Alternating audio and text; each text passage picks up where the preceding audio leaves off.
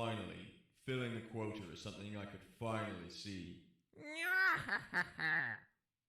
Wait, what do you mean, quota? Today, we talking mullets. The mullet vibe is not just a haircut, it's a way of life. Get out the way, posers. Try and pick up what I'm putting down. M-U-L-L-E-T. Vibes. My day was usual business. I walked with hair full of stress. Some would say that this was getting banal. As I sipped upon my coffee, an epiphany dawned on me. I would find my career. Cause when it's business in the front and party in the back, you know you're gonna be okay. Cause the boss is on your ass, waiting for the weekend, can't see the light of day. It's the Mullet Man. Yeah, it's the Mullet Man.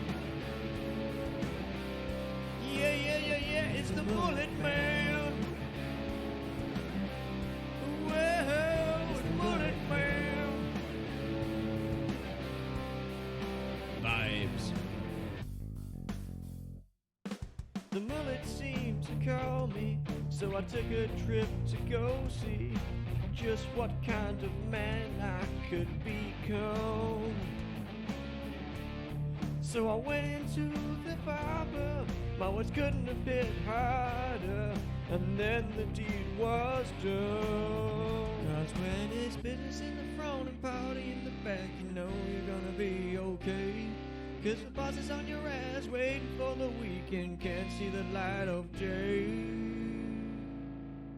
It's the Mullet Man. Yeah, it's the Mullet Man. Yeah, it's the Mullet Man. Well, it's the Mullet Man. Vibes. As the mullet changed me, I noticed my power growing exponentially.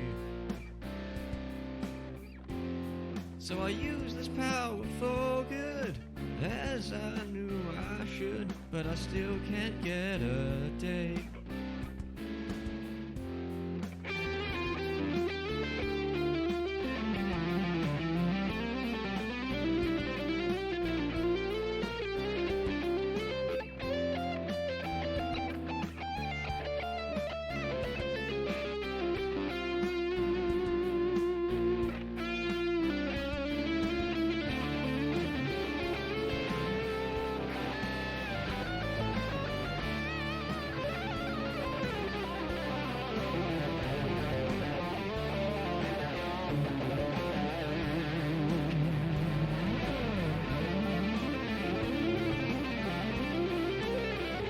The Mullet Man.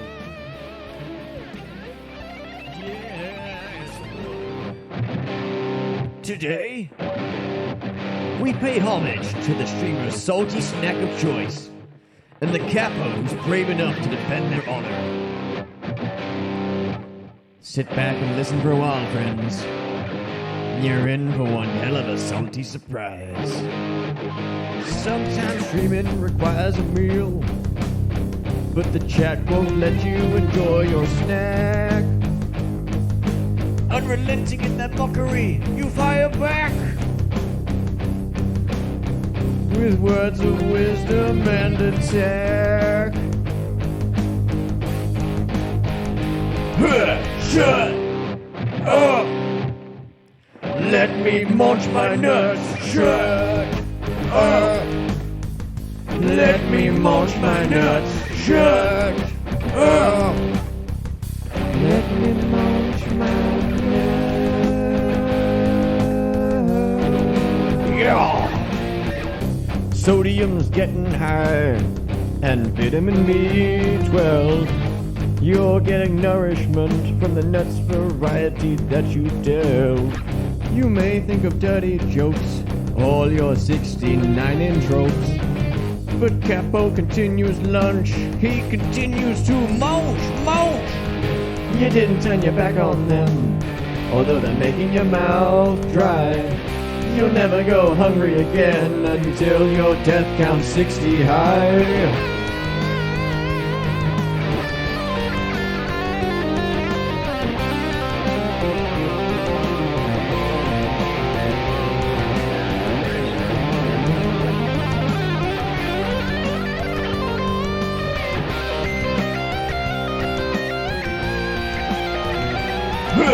Shut up!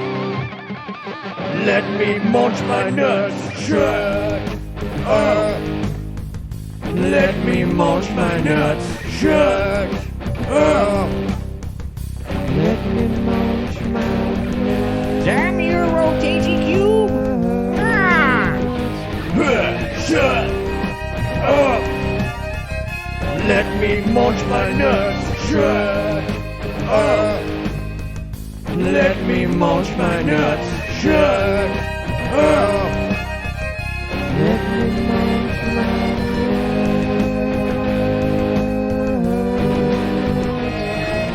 Shut up! Let me munch my nuts. Shut up! Let me munch my nuts. Yeah! That was a fucking jam! Today, we pay homage to the streamer's salty snack of choice, and the capo who's brave enough to defend their honor. Sit back and listen for a while, friends. You're in for one hell of a salty surprise. Sometimes streaming requires a meal, but the chat won't let you enjoy your snack. Unrelenting in that mockery, you fire back with words of wisdom and attack. Shut up! Let me munch my nuts. Shut up! Let me munch my nuts. Shut up! Let me munch my nuts. Yeah! Sodium's getting high, and vitamin B12. You're getting nourishment from the nuts variety that you delve. You may think of dirty jokes, all your 69 intros. But Capo continues lunch. He continues to munch. You didn't turn your back on them, although they're making your mouth dry. You'll never go hungry again until your death counts 60 high.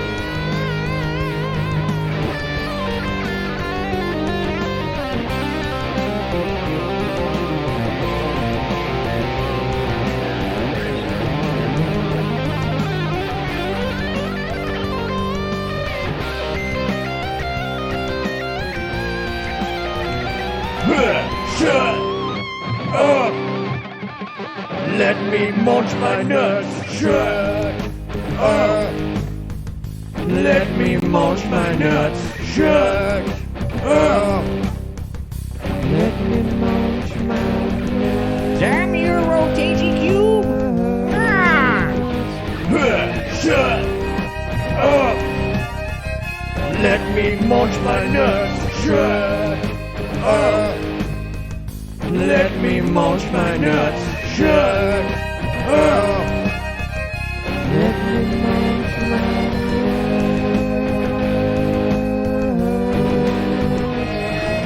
Shut up! Let me munch my nuts. Shut up! Let me munch my nuts. Yeah! That was a fucking jam! Today, we pay homage to the streamer's salty snack of choice, and the capo who's brave enough to defend their honor. Sit back and listen for a while, friends. You're in for one hell of a salty surprise. Sometimes streaming requires a meal, but the chat won't let you enjoy your snack. Unrelenting in that mockery, you fire back with words of wisdom and attack. Shut up! Let me munch my nuts. Shut up! Let me munch my nuts. Shut up! Let me munch my nuts. Yeah! Sodium's getting high, and vitamin B12. You're getting nourishment from the nuts variety that you delve. You may think of dirty jokes, all your 69 tropes. But Capo continues lunch, he continues to munch. You didn't turn your back on them, although they're making your mouth dry. You'll never go hungry again until your death counts 60 high.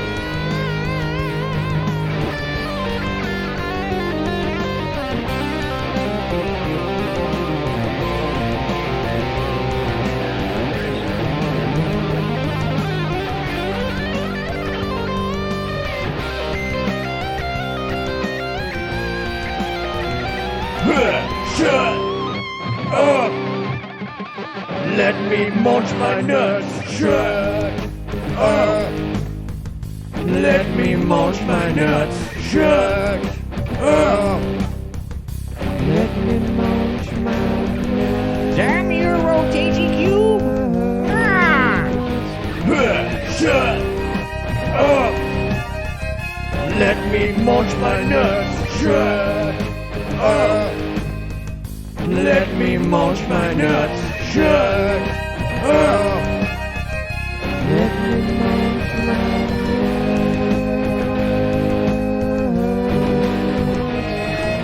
Shut up! Let me munch my nuts. Shut up! Let me munch my nuts. Yeah! That was a fucking jam! Today, we pay homage to the streamer's salty snack of choice, and the capo who's brave enough to defend their honor. Sit back and listen for a while, friends. You're in for one hell of a salty surprise. Sometimes streaming requires a meal, but the chat won't let you enjoy your snack. Unrelenting in that mockery, you fire back with words of wisdom and attack. And here we are. Hello and welcome, everybody. Are all the audio things correct? Yes, they are. Excellent. Deadbeard, thank you so much for the raid. Should we all what? Yes. Clap so that we can see if we're all in sync. We're all in sync. Happy birthday. Welcome in, Raiders. We're just about to start. And welcome to all the usual people hanging out. I hope you all have your takeouts and snacks and blankets, etc. prepared, as we're about to go on a very harrowing adventure this week. Now, it was a very short session report. That's what they're called. Because I forgot to write it until immediately before stream. So, being that we were missing a bunch of text that should have been there, who, for inspiration, wants to tell me things that weren't involved in that particular text that was scrolling a moment ago? Who's going to give us the recap? I didn't actually read the text, but I'll do the recap. Alright, so one inspiration. Recently, we arrived in Gutten, met Jordan and Vitus. Cactus went off on a whole another trip Sharid went off on a whole another trip on his own. Something about eggs and dark stuff. But we caught up with Vitus and Jordan, and he told us about Kerhar, the city that Caporius is from, and how Poop Poop has hit the ceiling fan. And And how things are very dire, and we need to go down there. Boreas has also gotten a letter which pretty much confirmed the same thing. So we went through one of Vitus's portals and made haste to the town next to Kerhar, which I don't actually remember what it's called, but the gateway town, Masonworth, that's what it is, where we met one of Jorn's allies, who turned out to be called Mr. Otto Stumpleto, the Bard. We took a bit of time on the way there to get rested. Told him that we wanted to go into the city, or into the peninsula even, which has been in lockdown. He took off, and then something exploded, and he came back, and here we are. That is pretty much everything, yeah. So, Capo, you now have 1 Cardic inspiration. And the rest of the party, who has inspiration currently? I mean regular inspiration. Is anyone, who's got regular inspiration? I do. So everyone apart from Fanny Boss and Gershaw. Right, well then you two... That's a lie. I have 2, sorry. That's a lie. I checked. I think I used all mates. Okay, Russell, you've got 1 inspiration. Regular inspiration. Okay. This That's is not something being- to celebrate. Yeah, this is being scarily wholesome. And who has Cardic inspiration? Cool. Randomized. Move the mouse. And that's going to be... Cool. Russell, you also have a Cardic inspiration. Which I hope you're gonna be alright, Russell. Sure seems like you're getting a lot of stuff. I think I might die.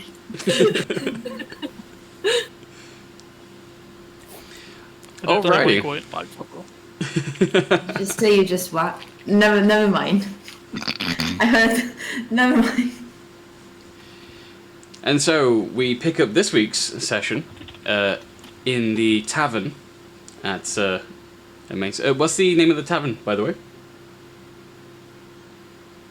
I know what, I'm not going to say it. I don't even care. Silent Whistle The Tavern. silent whistle. That's what it is. Well done, Caporius. You get another inspiration. Yeah, now I'm worried too.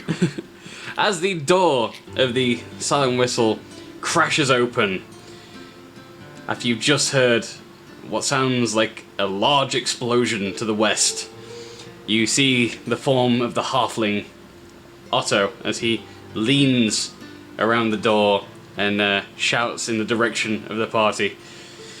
Get your stuff, it's go time! Oh fuck. I say let's get out of this place as soon as possible, please. Let's go. So you can see Otto sort of at the door, We sort were of still hurrying you on. pulled it up. Like, come on, move! I'm gonna grab the nudist paint and carry it on with me. Noted.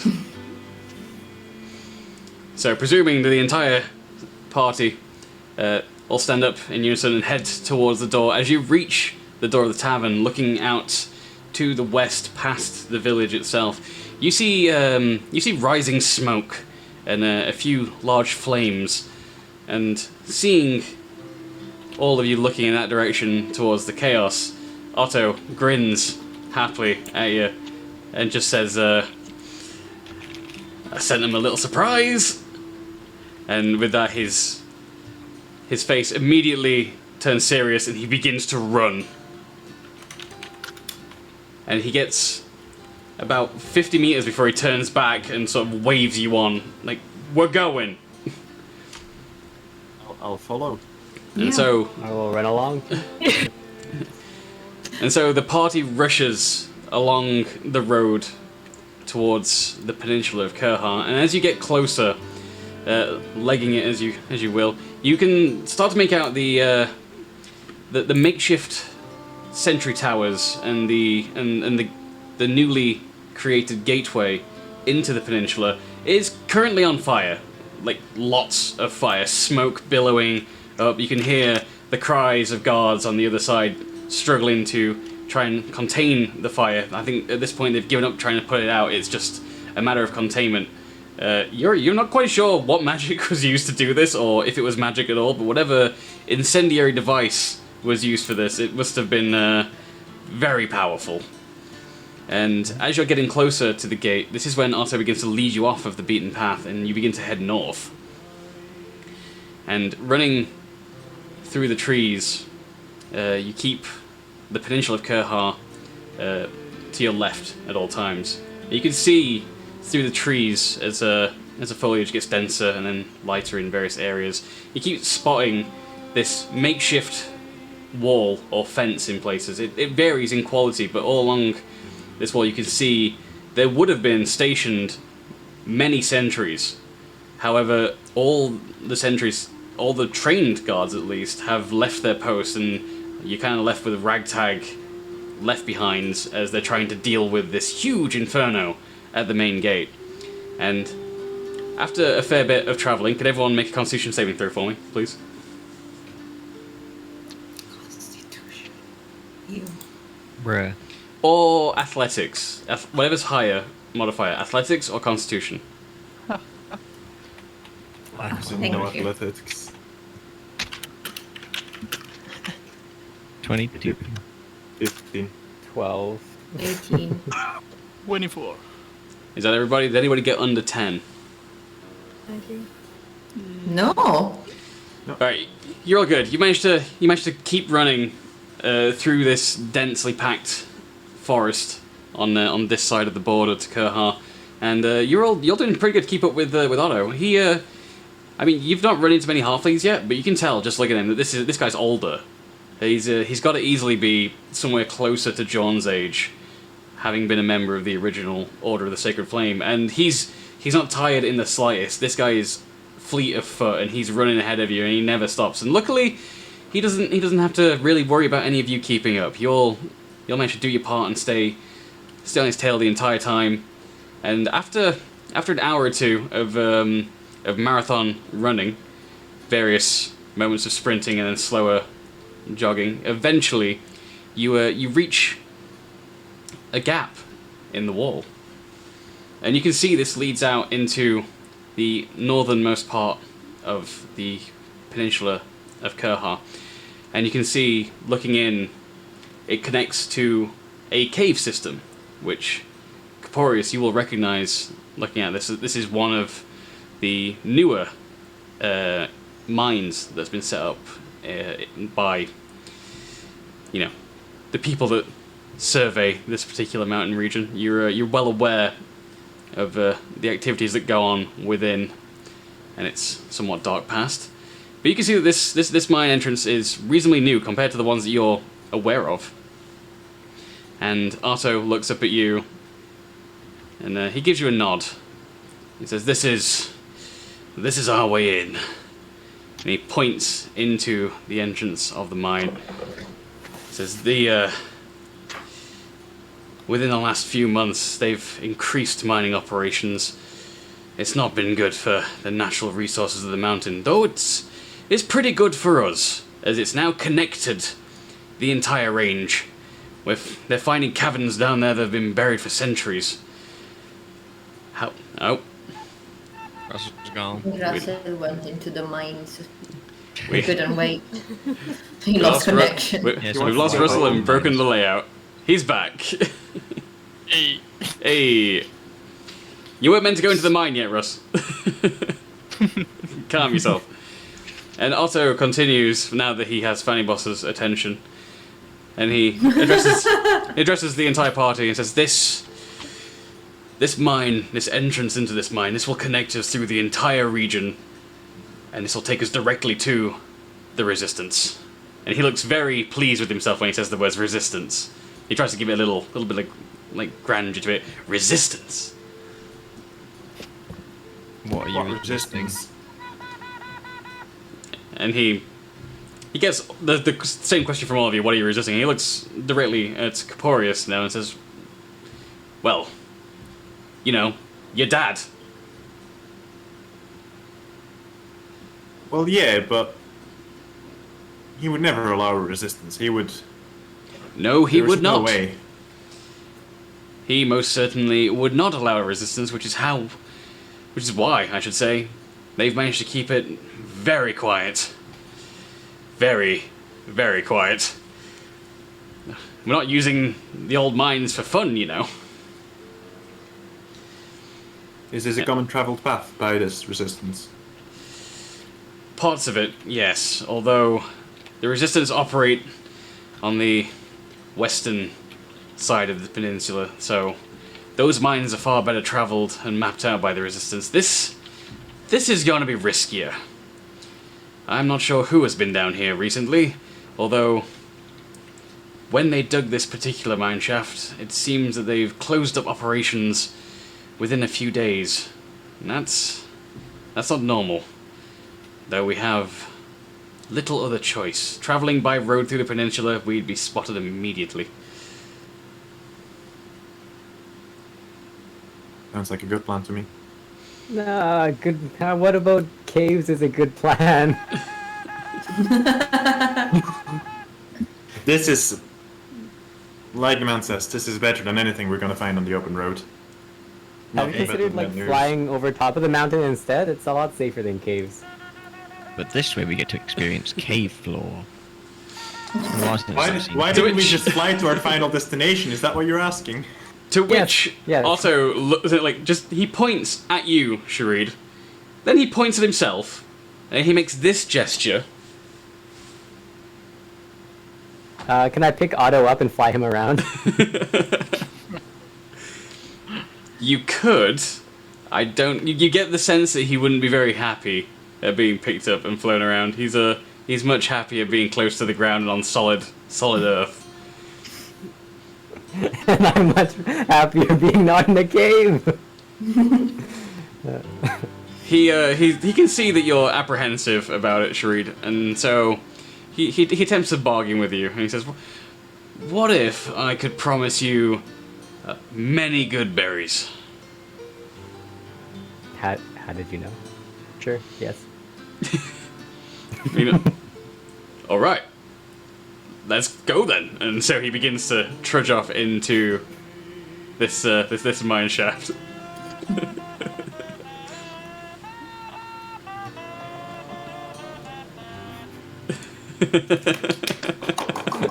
Em is very happy and I like the good berries. Is that what it's officially known as now? Yeah. In universe, yes.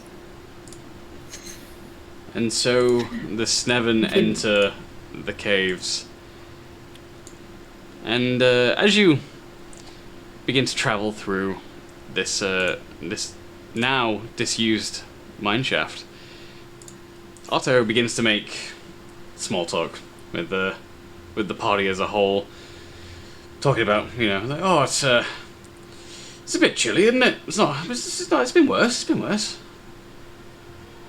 And he's sort of looking around at each of you, and it's just a mine shaft. I mean, nothing to worry about, right? It's completely fine. We'll be absolutely fine. Also, can I make you aware of the fact that we don't have a table to knock on here? If you could just, like, you know, we don't have any wood with us. And he picks up what you're putting down, and he ends up just tapping his forehead. We'll be fine. I pull up the head of the wrist layer and I tap on that too. Yes, we'll be fine. Not to worry.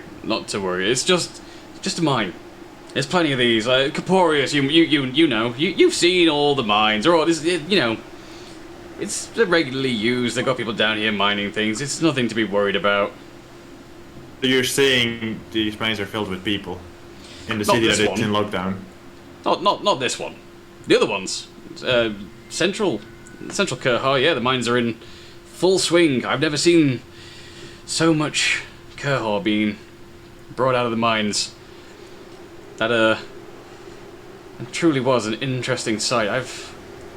Honestly, I don't remember the last time I saw that quantity of the ore, let alone in one place. What ore gets mined out at Kurhar? And he Well, looks. That would be the Guror.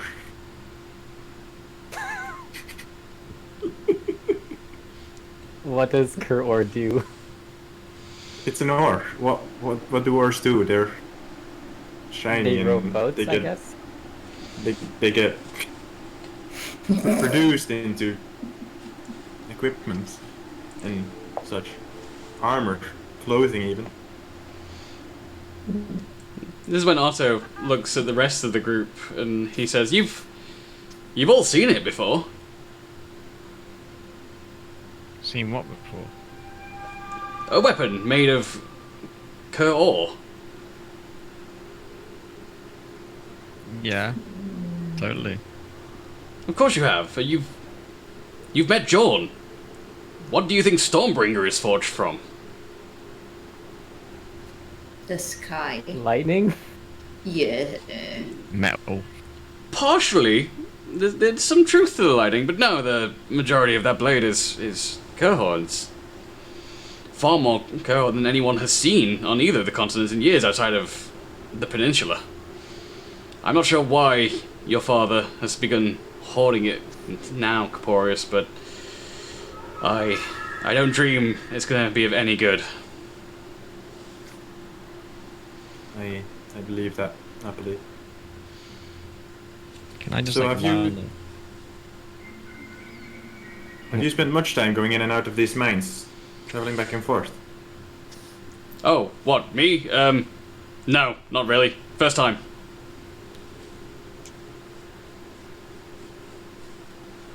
Great. The leader of the resistance tells me it's very safe. It should be fine.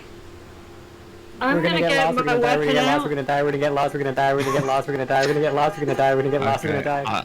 Hey, Shareed, check this out. And I just lie on the floor. We're gonna get lost, we're gonna die, we're gonna get lost. And you see, when you lie on the floor, you can enjoy this because this is mine floor. Wait, Gersha, are you actually lying on the floor? And also, could you fucking not? TV's on the floor. Can I? On Gershaw, can you roll a, I guess, survival check for me? Sure. You chose the Look wrong like floor. the so- mine floor.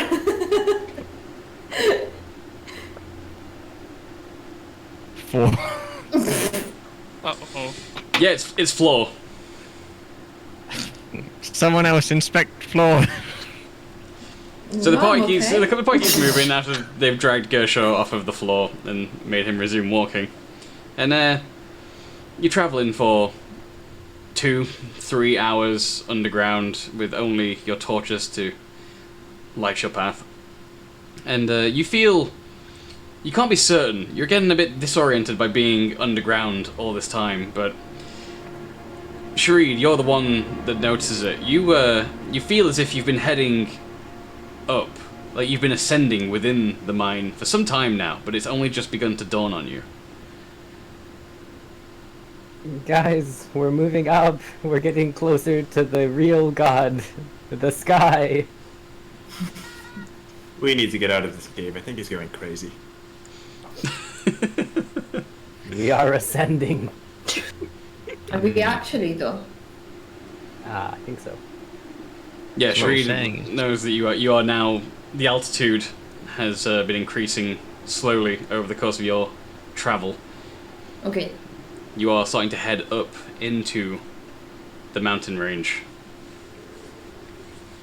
which Otto eventually notices it, but he notices it last. He's too happy just having a nice hike. As nothing's happened, he's kind of settled into, just having a grand day out in this walk through the mountains. He's like, oh, it's actually rather nice. It's getting a bit chilly though, strangely enough. And you begin to notice that the breeze has slowly become a wind, and it's been picking up speed gradually. Not enough that you've noticed it immediately, but just as you've walked, it's no longer as humid as it began. It's no longer as calm as your travel began, and the altitude has been slowly increasing. And it's around this point that you begin to notice that the walls of this cavern is no longer part of a mine, but instead covered with ice. And the ground itself is beginning to be a bit more chilly. Some of the areas of the ground, little pockets of ice are forming, but it's not quite difficult terrain at this point.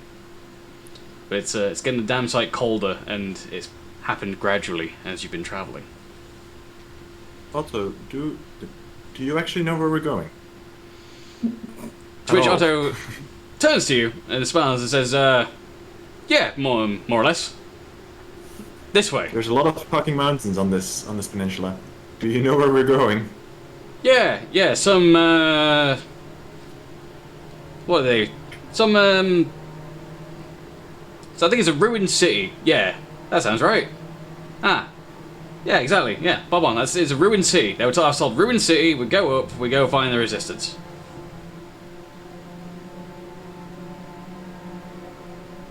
You what? Yeah, Ruined That's what- city. yeah. Apparently, there's one up here somewhere. What do you mean? Apparently, there's one up here. That place isn't real. That's just the stuff of legends. Well, apparently, the resistance have been using it as a base.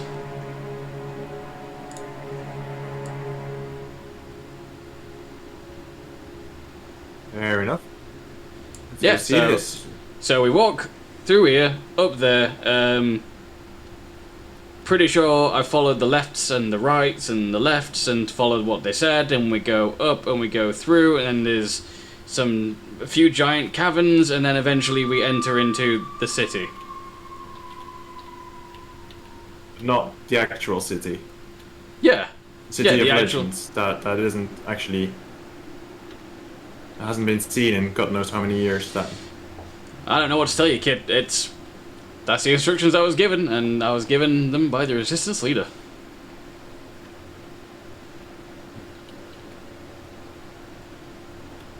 I'm very curious to see this. I've only heard of this in tales and bedtime stories, really. Or was it avoid the city? I can't. I'm pretty sure it's go to the city. Definitely go to the city. That's where they are.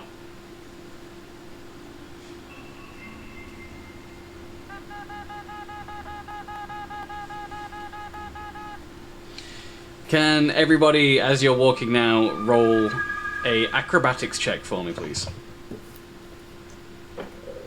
Acrobatics. I'm gonna die. Acrobatics.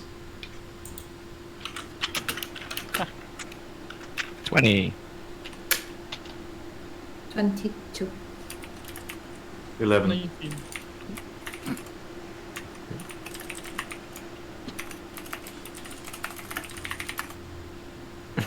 Oh no! Snevin. Is it the first one? Actually, you're okay, Shreed. You don't. I shouldn't have made you roll for this one, actually. Oh, okay. Yeah, you're. Retcon 7. Yeah, you're actually safe.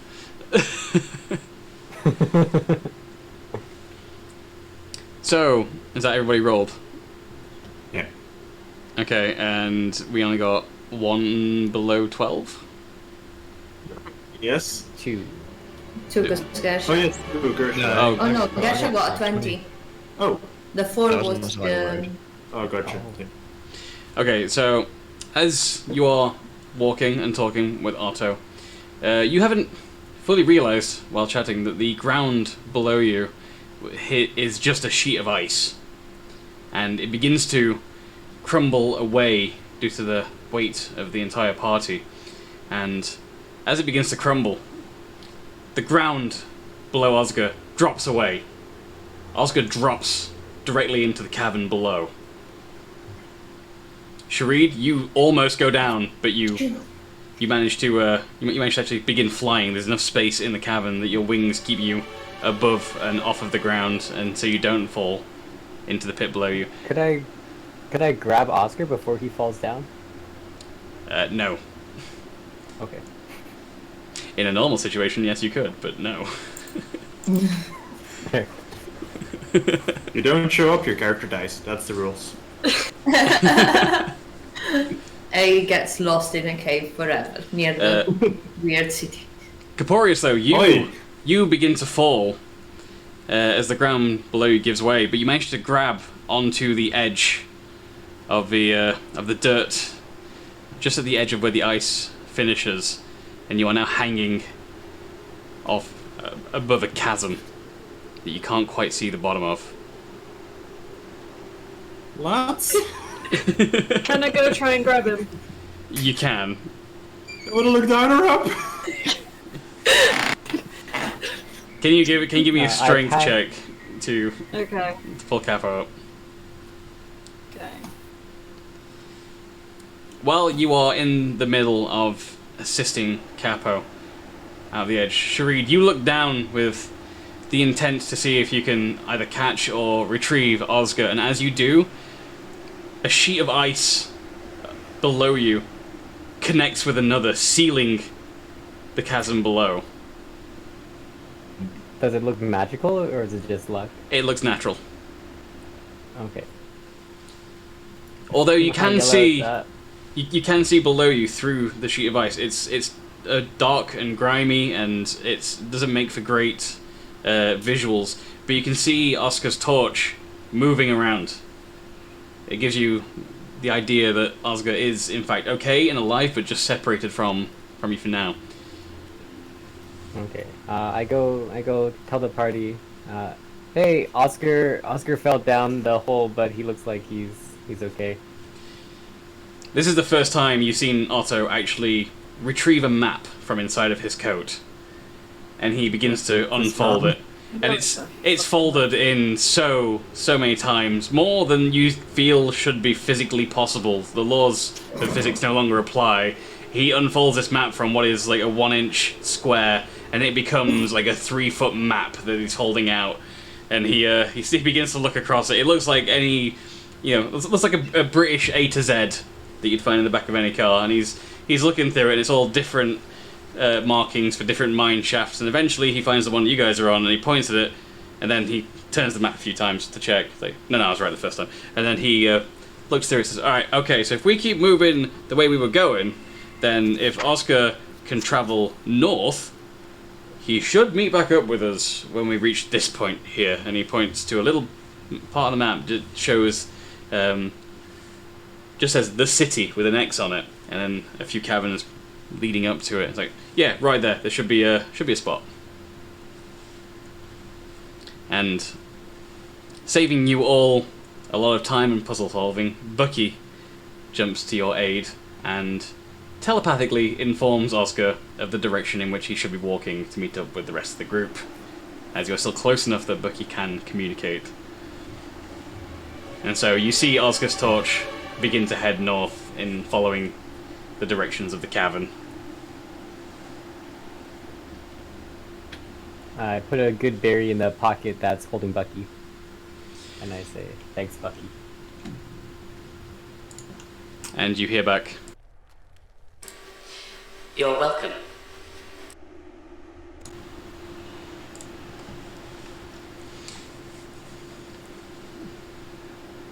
Oh yeah, is Caporis okay? Yeah, Did anyone? I rolled a 20 on a strength check, so that will most certainly get Capo back on solid ground. Thank you. You grab Cap and pull him up with all your strength. You can see, as you're pulling him onto solid ground, anyone that was to see Caporis' feet as he makes his way over the edge, you can see that there's a fair amount of ice sort of collected around Caporis' claws on the edge. More than you were expecting to see. It's giving you much more of an impression of how cold this particular trek has become. And in the commotion that just happened, you look back down the path that you've been travelling, and you can see that it is in fact now closed up behind you, sealed by rocks and ice itself. Otto looks at the party and says, I guess we'll just have to be careful. And he spins on his heels and begins to continue walking in the direction that you were originally heading. The floor Do giveth, we and the floor feel taketh cold? away. You are starting to feel cold, yes. Can we bundle up and not feel cold? If you have things to bundle up in, Then yes. I have a cultist cloak. Are you gonna put the cloak on? I was thinking about it. Or if I cast like a flame blade or something, would that warm us up? Yeah. Anything that produces a flame will in fact produce heat as well, unless it says so otherwise in the spell and/or description. I mean, I've Always roll up in our bedrolls, just like Yeah, little so sausages walk. so you got bedrolls. Fanny Boss has got the flame tongue, which doesn't require anything to fuel it. It can just be a permanent fire. Some of you got fire effect spells that you could use, but that would require using spell slots. I'd recommend mostly just huddling closer to Fanny Boss as he uses the flame tongue to keep everybody warm. Just this dwarf walking around holding the sword up with it on fire. Is the ice nearby melting while we're going with the sword? As you're walking, the ice is getting thicker, so it's going to take longer to actually melt any of the ice. Okay. Like, it will melt, but as you walk, you're not really staying in one place long enough for any significant melting of the ice. Not any significant melting that would cause any sort of structural damage. In fact, roll an acrobatics check for me, Anne.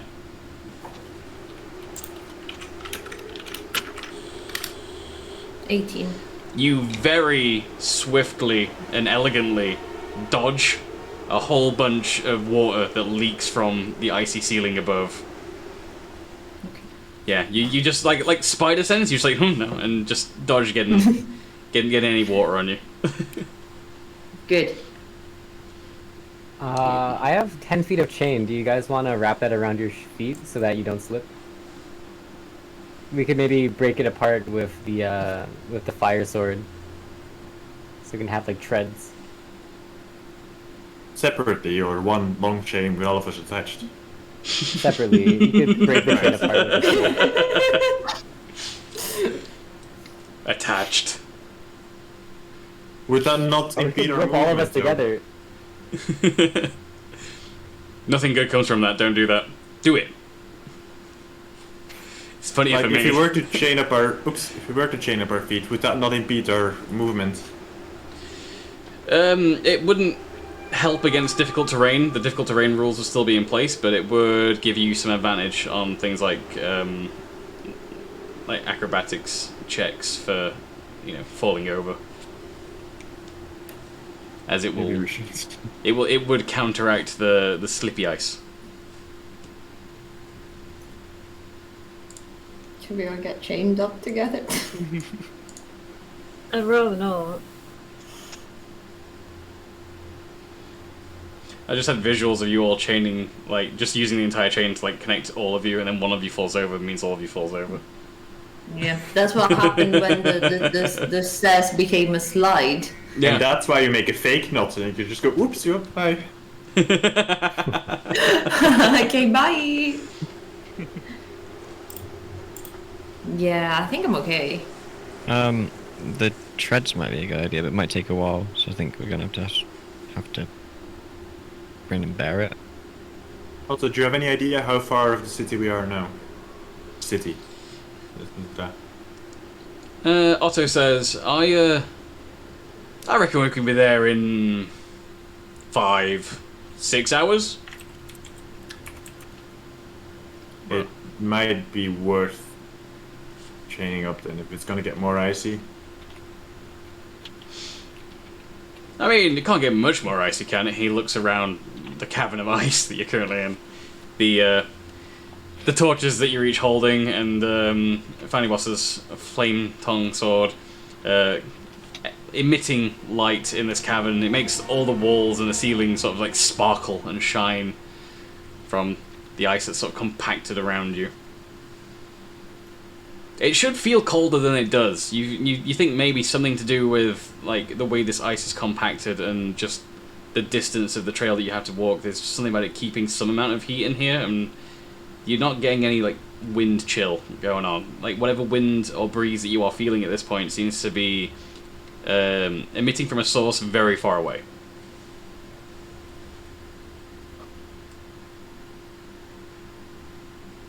Although the wind is sort of blowing towards you, so you're walking into it. Meaning that you think probably somewhere very distant ahead of you is where this opening might be.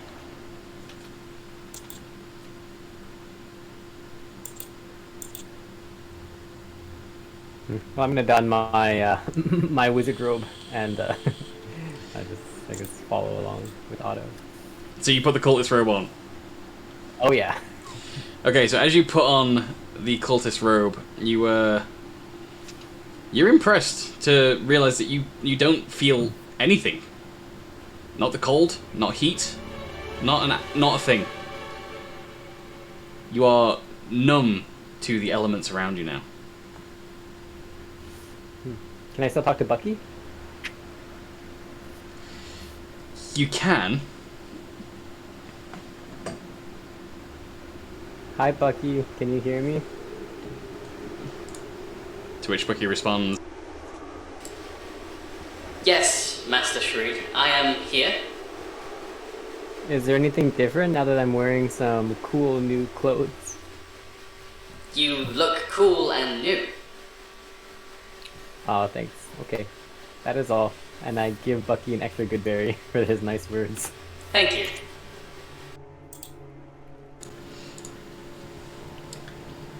and as you're... Oh, go on, no, if you got more. Oh no, I just wanted to make a quick like double check that I didn't actually fully mend this robe. There's still like that gash in the middle of it, as Bucky told me not to fully mend it. Okay, so the part that's not actually mended, you can feel some chill from the cave. So it appears to be a magical effect that is making you numb to the elements. Okay. So as So you... you're basically wearing like a play suit, but with like your tummy out. It's got pockets. Jesus Christ. Oh, then great. Yeah, it's got Yeah. pockets. It's great. It makes it superior. It's you can tell from the gold trim and the pockets that this is meant for someone important amongst the cult. The pockets. Yeah, you think back and you remember that the other cultists that had the robes that weren't quite as grand, they didn't have pockets. You can clearly tell who the important people are from the pockets. So Can I as check you the pockets for anything? you already checked the pockets. It's where you found a Okay. bunch of stuff in session 4. Right. It had some of the stuff in there regarding the wrists and stuff that Gershon nearly ended the universe with. Right. I remember That was that pocket. Sometimes. Remember that? So as you continue walking, mostly in silence, a little bit of chatting here and there. It's a long journey. About 2 hours into this walk, Otto stops the party, and he looks at Caporius, and he says to him, "I've just remembered, I didn't think this would be important or a big deal, but I thought I'd mention it just in case it will affect anybody. I was told, and I forget the name of it, something in that city is some sort of relic, gem, thing? I don't remember. I was only told once. Obelisk? No. Not like the ones I know you've encountered. No, this is not an obelisk. It's some form of ancient relic that's been there since its founding, and I believe, if I'm not mistaken, what I was told was it's some sort of anti-celestial field. Why would that be up there? I don't know, it's just there. Apparently it's always been there, and the Resistance have been messing around with it, but it doesn't really do anything but block Celestials. Let's see.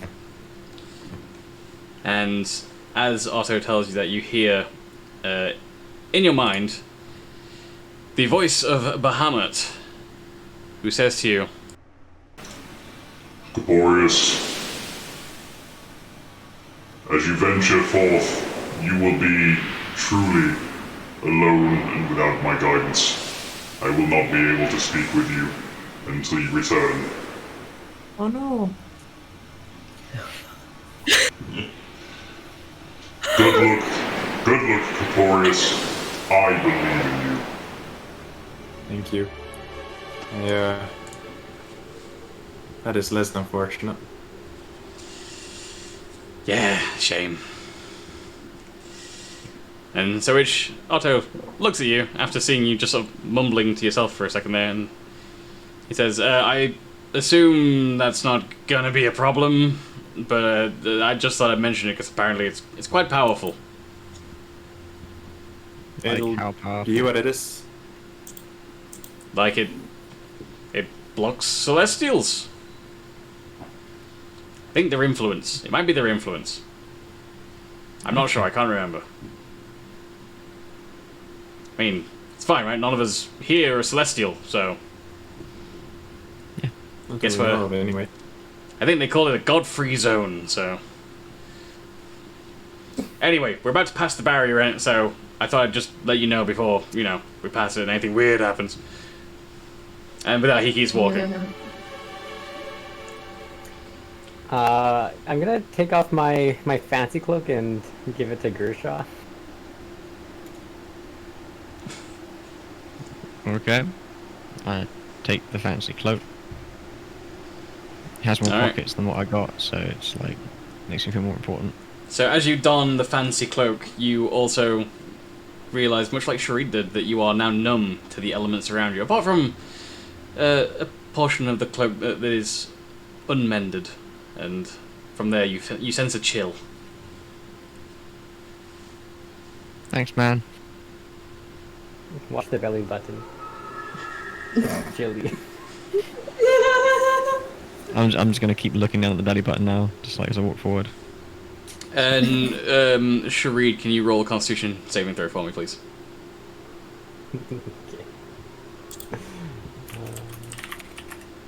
Four. Oh my! Yeah, your kindness, unfortunately, has backfired mildly in that you are, you know, a little bit more now susceptible to the chill. And having been numb to the elements for so long, you haven't quite built up the resistance that the rest of them had, and that's gonna put you at disadvantage on your next roll. Okay. Yeah. So traveling deeper, I say deeper, traveling higher into the mountains through this cavern, you pass through the barrier, which, if you'd not been told about, you wouldn't have noticed it, but while you were on the lookout for it, each of you is able to easily perceive a very light, almost invisible, magical barrier in the cave.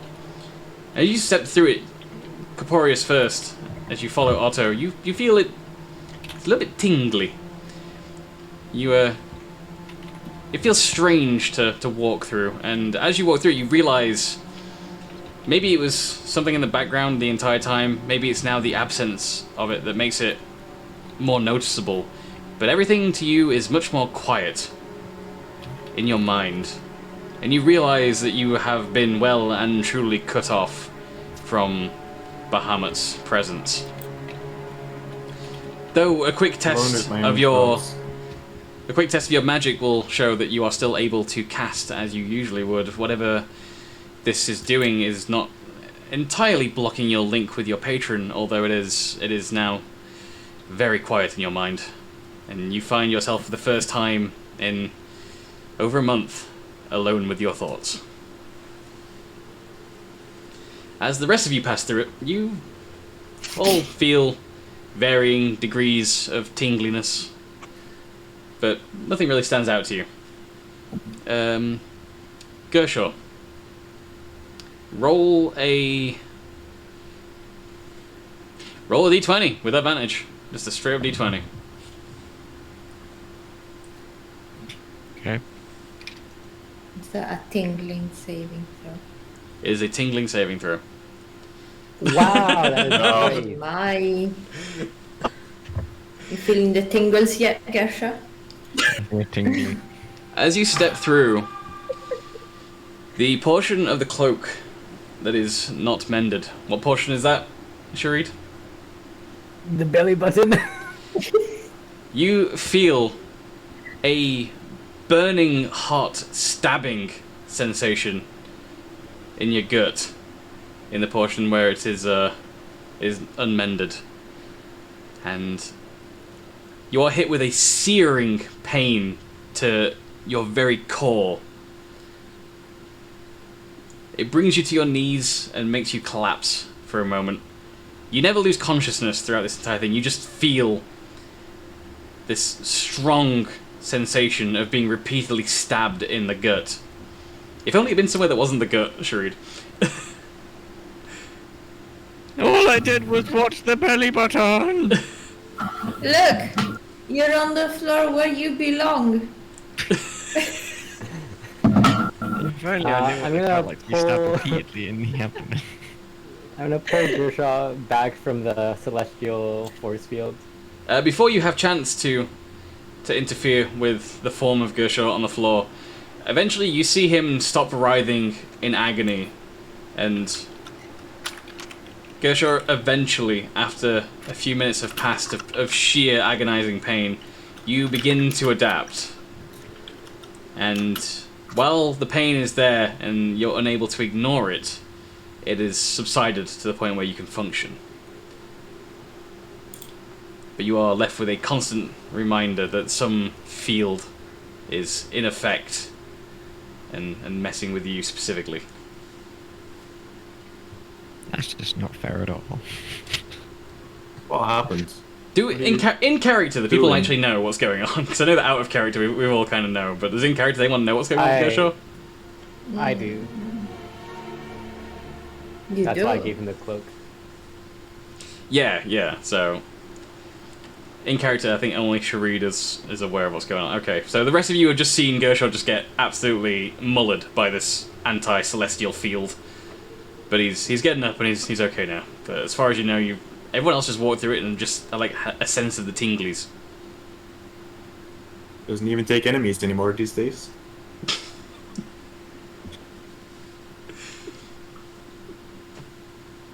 So, your tummy okay? I don't know, I watched it. That's all I did. Are you okay to go on? His eyes are too powerful. I mean, they were glowy once. I saw I that, try and hide yeah. somewhere where you can't look at me. Roll a stealth check for me. With disadvantage because you're in a cave.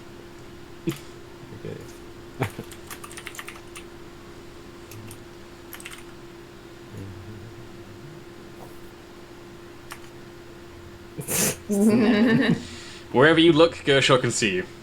Sorry, wherever you stand, Gershaw can see you. No. There is nowhere to hide from Gershaw in this particular cavern right now. In fact, it's a little easier. It's actually slightly easier to see you than it normally would be, as all of the torches and the sword that are currently casting this light everywhere are causing all these glittering reflections on the cavern wall, and as such, it's acting like something of a mirror. So, Gershaw, you can actually see multiple Sharids if you look into the wall, like a sort of, like one of those funhouse mirrors. Yeah. But that means that wherever Sharid hides, he can also see you, which means he knows that you can look at him. My vulnerable form. And I put on the wrist layer head. It's just, I immediately hide. you look terrified. Okay, so as you continue traveling now, over the next 2 hours of travel, Gershaw, you begin to feel more and more comfortable, and the pain slowly subsides, and you're no longer at a point where you'd be sort of rolling at disadvantage. You're getting used to it, but there is now a dull ache that serves as a constant reminder. Not enough to distract you on your rolls, but just to remind you, this field is constantly in effect. You're aware of its presence at all times. Corporeus too will also know that feeling of it being in effect at all times, as you are having a bit of an issue. So it's getting used to being the only one in your head again. Makes you think about how it was before, eh? with You- all of that. You know, not being the only one. It is. It's definitely different for you after having Bahamut sort of live in your head rent free for the last month. And so, eventually, you come to the end of this cavern, and it begins to open out. And at this point, you realize that you're very, very high up in the mountain range now. You've been traveling at a slight incline the entire time, and over these 6 hours or so that you've been traveling, it's gone steep, it's gone not so steep, and eventually it has brought you towards the top. That wasn't Sirenscape. I don't know who made that noise. Okay.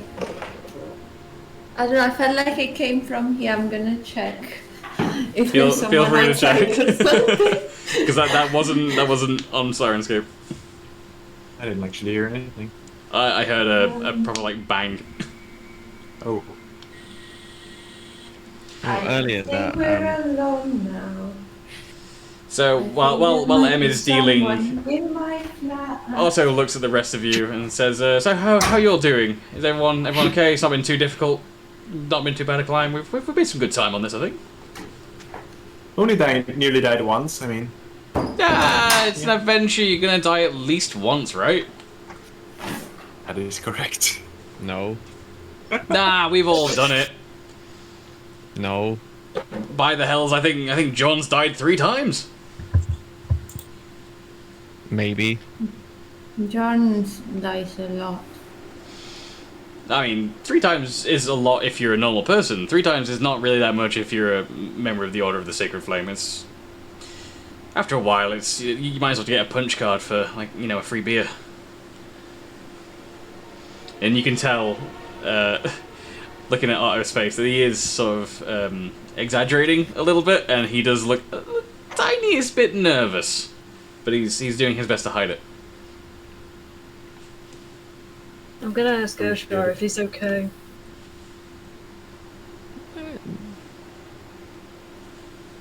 Belly button, not so good, but rest of Gershel good. The Don't floor look at the floor taketh away. I'm just thinking if that's an anti-celestial force field, maybe it has something to do with what you said, or what you wrote the other day. Yeah, but be alright, be fine. Yeah. It's okay, I'm getting used to it now. I wrote a thing. It's like a song. To the floor. You wrote a song to the floor. Yes. Yes, and he shared it with me. Well, since we lost the bard, care to entertain us? Oh, floor. Why weren't you there for me anymore? Oh, floor. Why did you walk on out the door? Oh, floor! And then it carries on. Spirits have been heightened. Well done. Roll performance.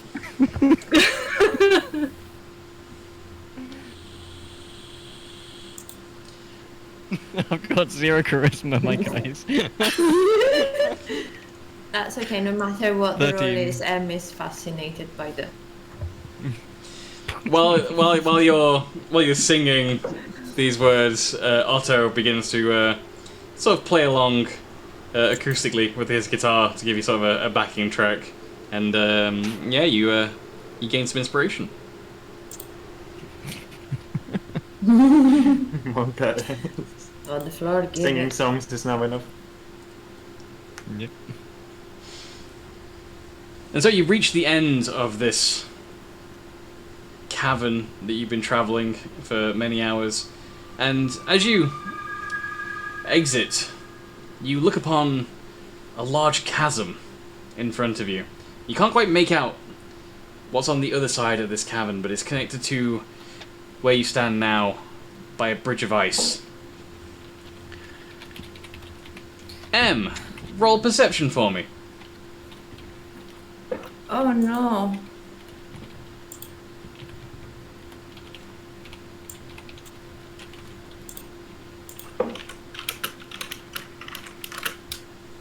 16. Okay, you're the only one that's going to see this. No one else gets to roll perception for this. Looking out over the ice bridge that crosses the chasm, you see on the other side, in the ceiling above this this chasm, is a huge hole. You can see into the sky from above as sunlight pours in into this mountain. And what the sunlight is illuminating in front of you on the opposite side of the bridge is a absolute mountain of gold. Talking gold ingots, gold ore, coins. There are treasure chests. There seem to be gems and ivory, all piled in a tall mountain, about 15 feet tall at its peak. And in diameter, it's got to be around, from one side to the other, you're looking at about 55 feet in diameter. I don't think my measuring tape goes that long. No, it does not. To confirm, you said a hole as in a gap, not a hole as in like a room with, yeah. As in a gap. We're hole. Talking... Okay, yes, because I was imagining like a bandit like over yeah. In the ice. Yeah, there's this gigantic opening in the cavern above you, and again, sunlight is pouring in through it, and it's illuminating this huge hoard of gold in front of you on the other side of the ice bridge.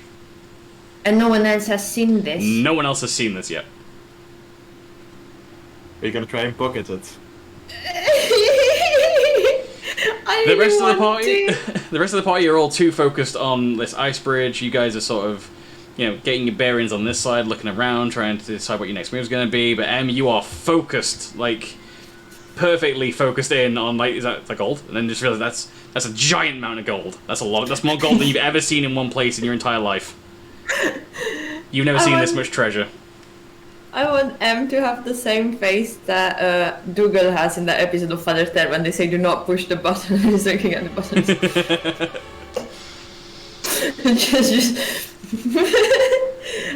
So I'm just walking still, like going floor. I wasn't on the floor. And I see the gold, and then I shall... I don't know who's next to me. Who's next to me? I'm gonna go with Fanny Boss because that would be funnier. So I just slap him on the face because that's my same height, and I'm like, look! Bruh. Like, are you seeing this? Or am I seeing this? Am I seeing this? Are you seeing this? Is this like the ruby? With M's assistance, you don't need to roll for that Fanny Boss. You see directly across the chasm over the ice bridge. You also now see this huge hoard of gold. I want pennies. And the guys, there's gold, a lot.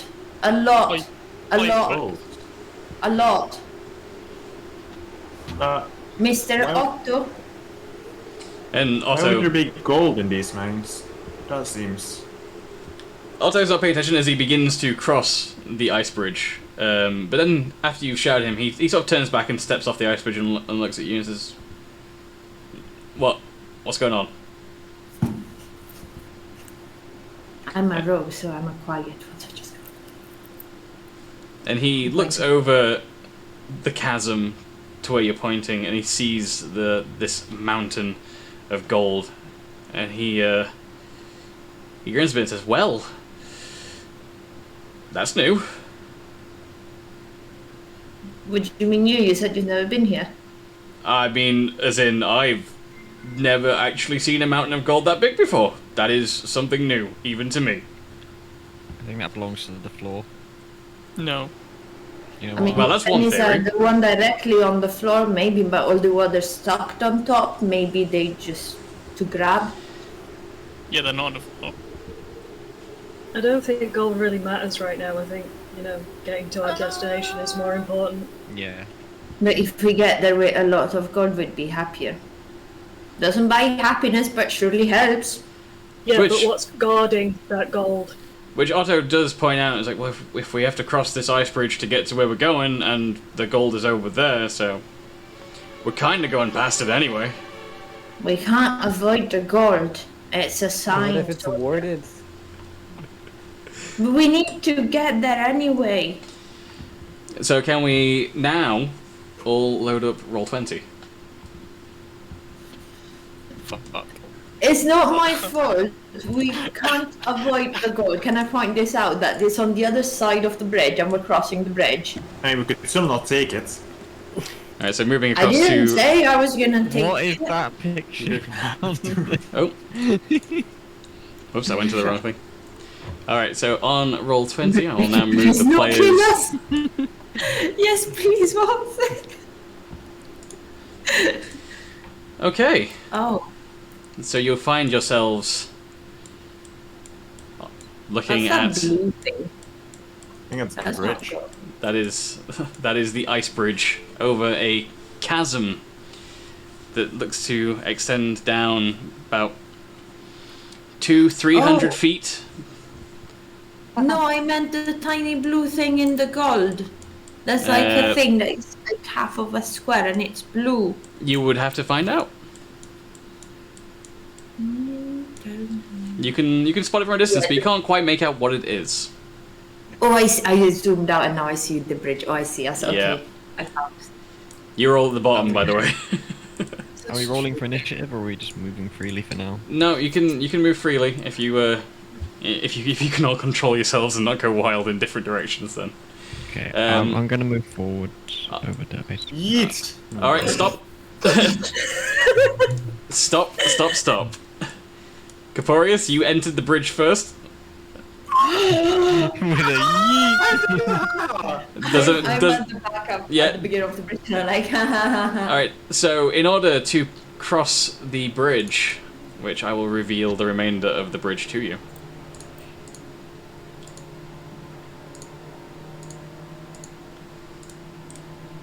All right. So to cross the bridge and make it safely to the other side, I want you to move in. Make it 10 square increments and roll an acrobatics check for me each time, please. Just out of curiosity, can I give myself guidance? Does it It's a say you touch can? reach spell. It says a willing oh. creature. I mean, are you willing? Yes. Then sure.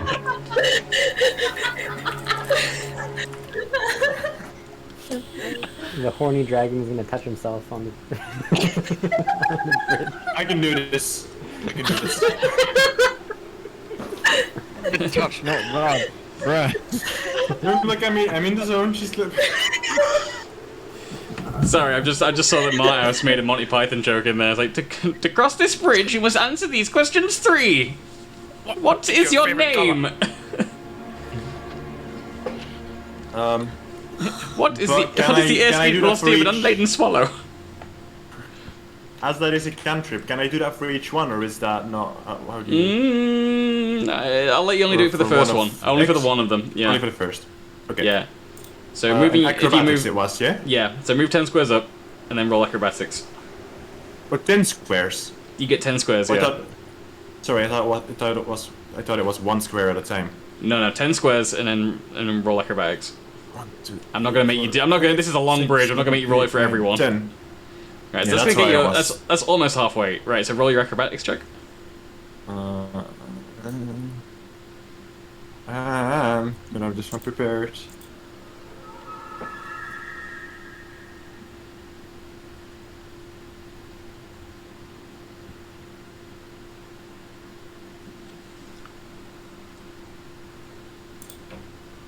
Oh, you bastard. Okay, well. Sorry. I misplaced my space. 19 for the first one. Okay, so you stay there, and who's going next? Proceed Okay. 10 squares onto the bridge, and then roll acrobatics. Okay, can I start from the, like, here, which is where Capo started from? I'll allow it. Okie dokie. Just so I can just not have to think. Yeah. So go ahead and roll acrobatics.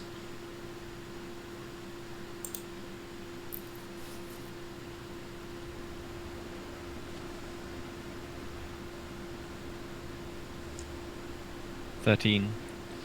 Alright, next person, please. I wanna go. Alright, you're up. Move 10 squares, roll acrobatics. 1, 2, 3, 4, 5, 6, 7. Wait, you guys are one further.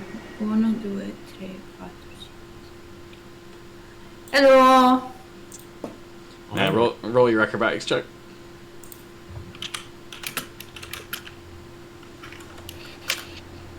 $24. Alright, next person, please. I'll go. Should we have all of us go on this bridge like at the same time? Won't it get like?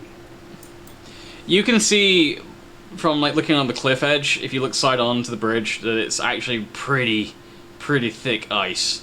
Like this isn't just like a thin sheet for making this bridge. This is a proper like arch bridge, but made of ice. Okay. I moved it.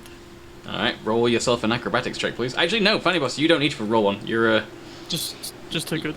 your acrobatics are well known amongst all present. You're fine. In fact, yeah, backflipped. You backflip onto the bridge, yeah.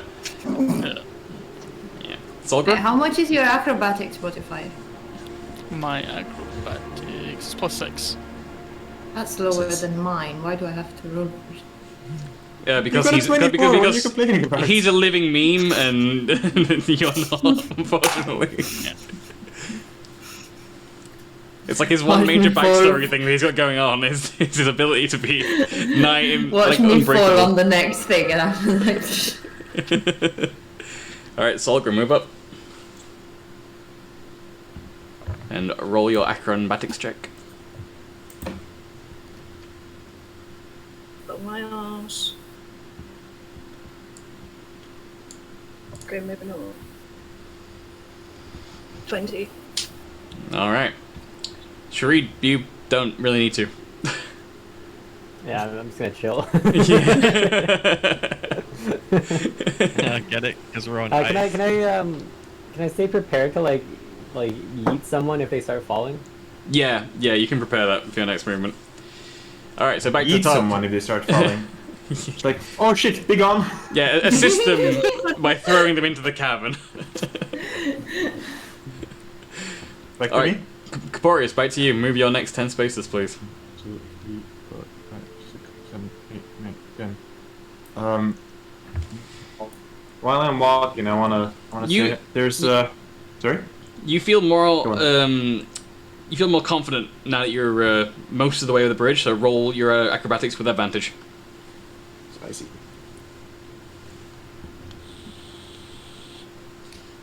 I copied the same thing. Are you joking? Yeah, that's of course not gonna work. Okay, bear with while I get my life in order. 22. Not 20. You rolled a 1 and a 20. Wow. Thank God for advantage, right? Yep. Yep. All right, you're fine. Now it was Gershon next. Boom. With advantage or no? No advantage for you, unfortunately. 12. Okay. Yep, that's fine. You're not feeling quite as confident as Caporius as you're moving across. You're now at a point where it feels like it's not quite as stable. Caporius really got, a good deal on that one. Who is next? Is it M next? Yeah. All right. If you could, yep, just no advantage. 13. Okay, that's fine. And who was next? Was that Fanny Boss? Yep. You're gonna have to roll on this one, unfortunately. Alright. Okay. Do you have to go and stand like on the very edge of the thing? Yeah, just roll off. Okay. Just checking. What was the rule again? Acrobatics? Acrobatics, please. Yes. Alright, nice. 10. All right, Solgr, you're next. And you Yikes. will be rolling at a disadvantage.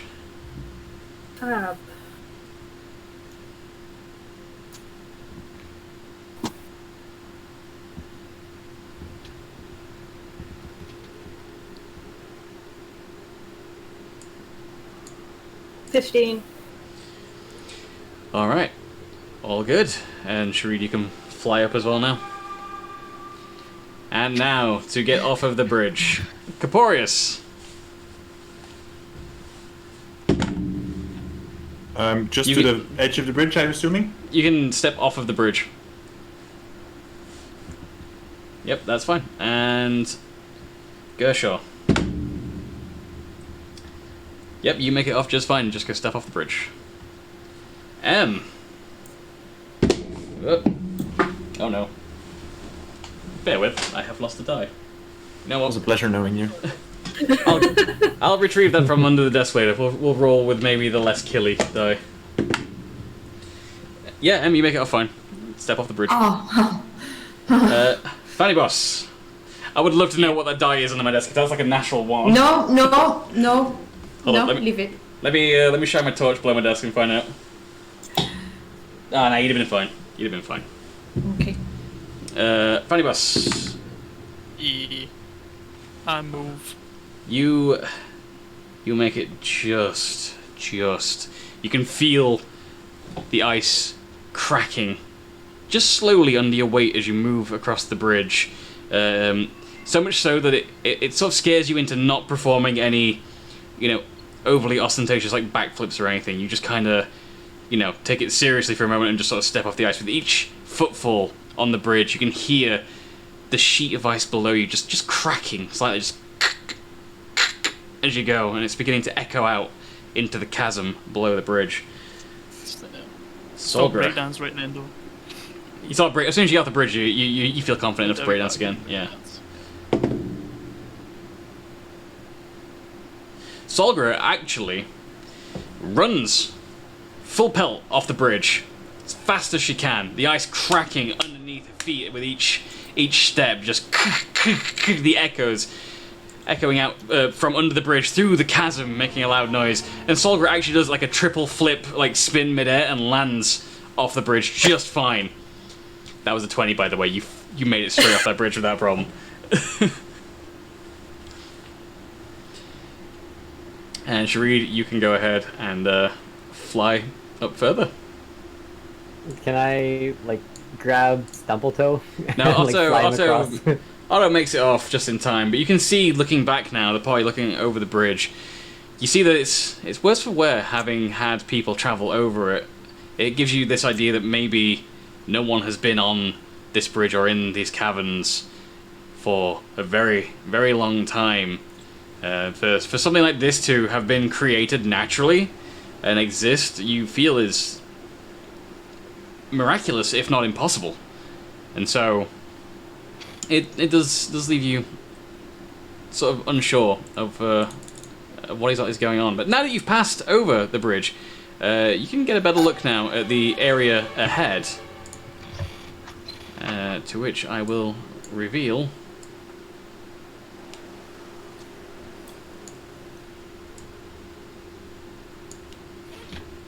And for the sake of it, we'll also have these.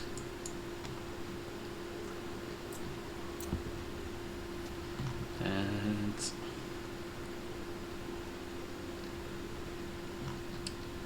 let me just for the sake of something cool I want to do, let me just hide some more of that area again. There we go. Just to keep you focused on the prize. So you can see in front of you, as you cross over the bridge, this huge pile of gold that M has been drawn towards. And behind it stands a large statue of ice that looks to depict a dragonborn. Although you're not familiar with this figure, only that it is a dragonborn statue. You're not currently in initiative or anything, so you can move where you want. If M rushes towards the gold, can I grab the back of her hood like a dog leash? It's them. I mean, But I was also ready with my hand on my mouse. I was like, yeah. I go near, but not too much. And Does my action count during that time? As M rushes ahead? fuck was What the fuck was that? sake. Please, Did my don't reaction right now. work? Right, I'm taking some steps forward. Can I roll a perception on the room and see if there's anything else, anyone, any creature, any living things around? The statue, is the statue moving its eyes? Is the gold real? Do the chest look real? What's the blue thing on the side? How is the ice? How's the global warming? What's the temperature in the cave? How's Gersha's belly button? Can I roll perception? Temperature is cold. You don't need perception for that. You can feel it. It's icy, and it's actually Belly strangely button is pretty the bad. area that you're walking into now actually feels warmer, with the sun sort of beaten down from outside. It's like mid to late afternoon now outside, and so it's been warm out there, but it's only warm relative to what you've been through. Really, it's not like super warm outside, but you are kind of happy to be stood in this little bit of sunlight, getting a little bit more warmth than you were getting as you were walking through the cave. The gold, as far as you can tell from this distance, looks 100% real. There's all variations. There's gold coins, gold ingots, gold ore. The chests you can't see inside of, but you can see that there's multiple of them piled high. Amongst the gold, you also make out various gems like diamonds, and you even make out a fair amount of ivory. What's the blue thing? You can't tell from that distance. I go over to M and say, as a floor person, you might not know, but I wouldn't take any of that gold if I were you. Just Why? a warning. And then I go back as far away as possible. Or is gonna he still listen trying this. to remember the name of the name of the settlement? Actually, I'm gonna hide behind Sogra. Stories.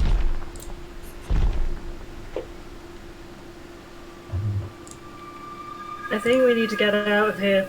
I really hope that wasn't in my flat and that was Sirenscape, by the way. Because if that was in my flat, I'd be like, what the fuck? That was Sirenscape. Okay. Where is the exit? The exit, Is there an as exit? Otto points out to you, is the other side of the gold, behind the statue, leads into the walkway towards the Forgotten City, as it were. He's pretty sure that's the direction. He's pretty sure that you're close now. That statue seems to signify that maybe this is the right place. Okay. Can I look up? Is there anything there? Roll perception for me. Well, M, yes. Can I see what the blue thing is from here? You can see that it's some sort of blue gem, but you can't really tell from that It's distance. a gem. Yeah, it's some form of gem. Perception is 8. My rolls are so bad today. Yeah, you're just kind of like blocking out the sun as it beats down directly on you. It's really sort of obscuring any vision. You think, out of the corner of your eye, you think you catch a glimpse of some sort of shadow, but not much more than that. Is the hole above the bridge? Or above the gold? The hole is more or less above the gold. It's sort of offset at an angle as the sun beats down on it, so it's more like directly above, I guess, where Otto is currently stood. Cool. I try and like shout, whisper to M. That's a big hole. It looks like a big hole for something to fly in and out of. Don't touch the gold. You know, like I'm just looking at it, bro.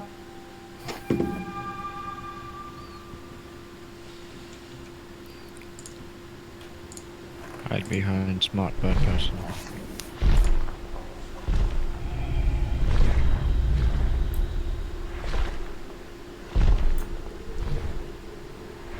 Shareed, We need to get out.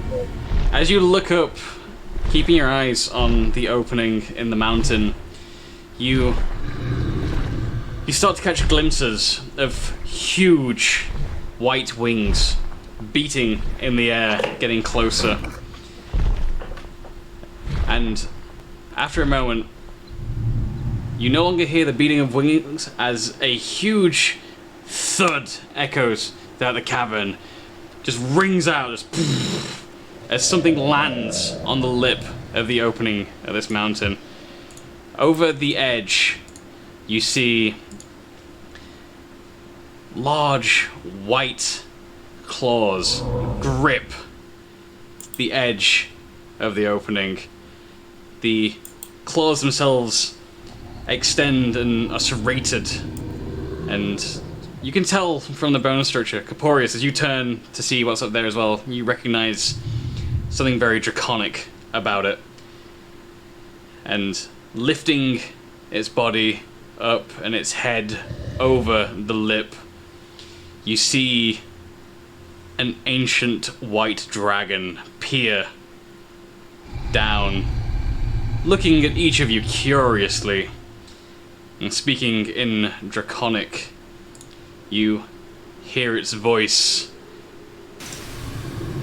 Interesting.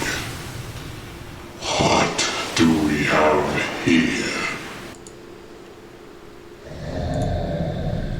Nothing Hello. to see here, Mr. Dragon Friend. We just want to get through the mountain. And it leaps down from its perch in the lip of the mountain and lands on its hoard of gold. Who can talk with our friend here? I'm like this, proving that I didn't take any of his gold, by the way. I'm standing And near the wall. Like. it angles its head towards M, sort of swivels round, and M, you get your first good look at this dragon's head. Its snout is long and pointed. It seems to be gristled in areas. There seems to be knock marks all over it from various wounds it's taken in the past. This thing looks every bit ancient as the name would suggest, and it snarls at you and tilts its head, and you can see little wisps of cold emitting from its maw, and it grins at you as best as it can, and it says to you, You would covet my hoard? I what? I want to shout at it. alright. I want to shout at it in Draconic, saying, "We only seek passage. We seek no harm nor gold." And it whips its head around to look at you. Although M shouldn't feel too safe, as it whips around, its huge tail, again with serrated edges, whips around and just sort of lulls in your direction, back and forth, looking like an ever-present threat as it begins to talk to Corporeus. Can I ask what the white thing that everyone is standing on is? Because I thought that would be like the walls of the caverns. That's why I thought I was going near No, the that's walls. that's snow. Oh, I can go there. Okay, Yeah, yeah. then I'm okay. I will slowly, but surely. In combat, snow is going to count as difficult terrain, so it's going to be half movement. Am I affected by difficult terrain? I don't know. You might want to check your character sheet for that. They might be in the mobile feat. Anyway, it looks at Corporeus, and Corporeus, as it turns to you, even at that distance, you can feel the ice-cold breath of the dragon. Every deep inhalation and an exhalation, you sense a chill wind just sort of like rattle your bones and get deep into your soul. It is a true cold, the likes of which you've never experienced in your life. And grinning at you, it begins to toy with you, and he says, There is no passage through my lair.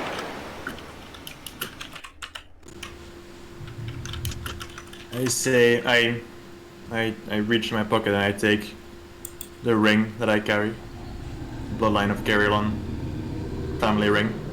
And I say, I offer you this ring of gold and Karor. and as you Trade. offer the ring, the dragon rears up and snarls down at you, roaring deeply, taking offense to your offer.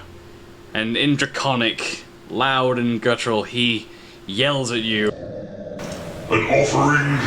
Do you not think me powerful enough to take what I want myself?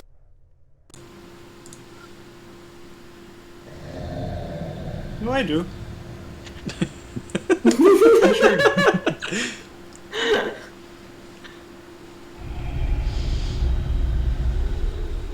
Caporius, roll a history check for me with advantage.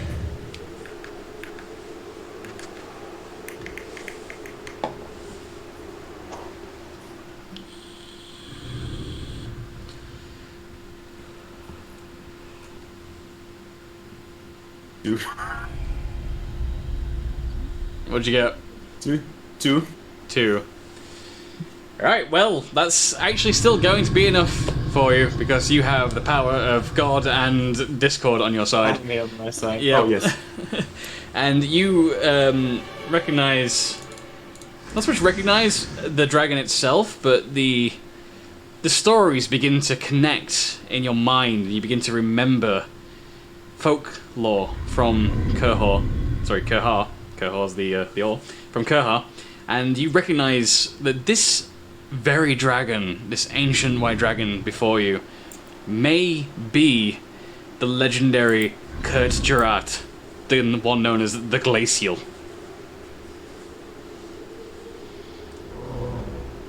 Oh, fuck. Guys, when I ask you to name a dragon, understand I'm probably going to have you fight a dragon afterwards. I mean, I figured as much, but... Ah, fuck. This is that dragon.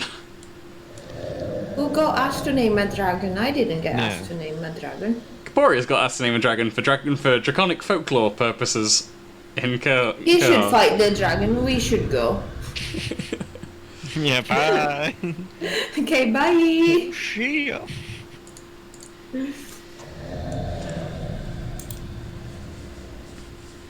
So is that your response? Is no, I do. When asked. Response.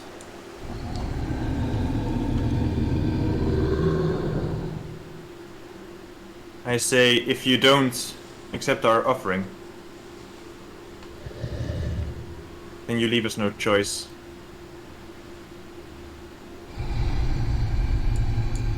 And I want to shoot an Eldritch Blast at him. Bruh.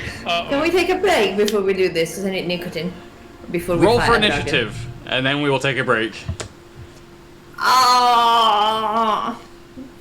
Okay, people, roll for initiative. Initiative time is happening. 7. This is my third 7 today.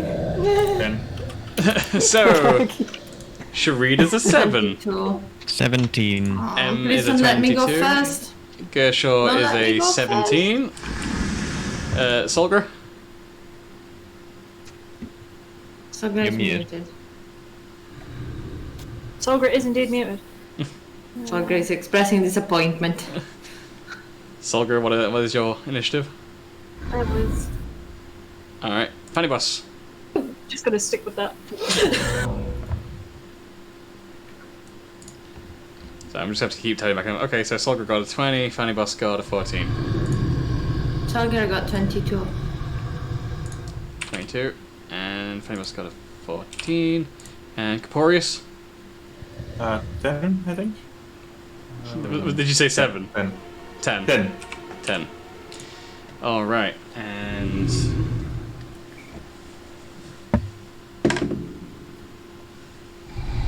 Alright.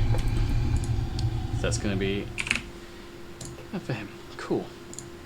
Alright, so that's everyone lined up in initiative order, and Caporius is gonna get his surprise attack whenever we return, after we've all had a break. So, break time, and then you're about to fight a dragon. We're putting the dragons back in Dungeons and Dragons. So let me hit up the be right back screen. There we go. So go ahead and we'll leave the sounds of Kurt Jurat in the background, so that everyone can be prepared for when we return. I thought this was gonna be a how to train your dragon sort of scenario, Because you said that I noticed that he'd been bonked, so maybe I was gonna try and help him, and then we'd be friends. And I'm gonna go smoke now. I'm sad. So, you guys that haven't left for a break, I'm gonna go for a break in just a second. But you know the differences in dragons, right? You remember this? Kaporia should. You said that it's chromatic thing, and gold is like the highest, isn't it? It's Or is there any chromatic. higher chain? It's chromatic dragons and metallic dragons. Yeah. Metallic dragons, like Bahamut, the platinum dragon, are... Whoa! Oh my god, that alert has never worked before. Chica scared me. Thank you for the bits, Martaus. But yeah, so there's chromatic dragons and metallic dragons. Metallic dragons, like Bahamut, is the platinum dragon, he's good. Metallic dragons are all aligned in some form of good. Chromatic dragons, like red, green, white, blue, etc., like Tiamat, are all aligned evil. And you face a white dragon, an ancient white dragon, which is the highest. An ancient evil. Yeah, it goes wormling, dragon, adult dragon, ancient dragon. This is the top end of the white dragons. You are facing a blue eyes white dragon. Can I lay a trap card? If you'd thought about it, you could have. My first suggestion for a name was actually Blue Eyes. Blue eyes, yeah. Alright, sorry chat, I think everyone's going to vanish for a break, so you're going to be left with the terrible sounds of dragons, but I'll be right back after I've refilled Riggy, my water. water. You'll have a DM when you come back. Cool. Just so you know. Right. I can't entertain you, chat. I need to go hydrate. I'll be back in a moment. It's a stress for you guys.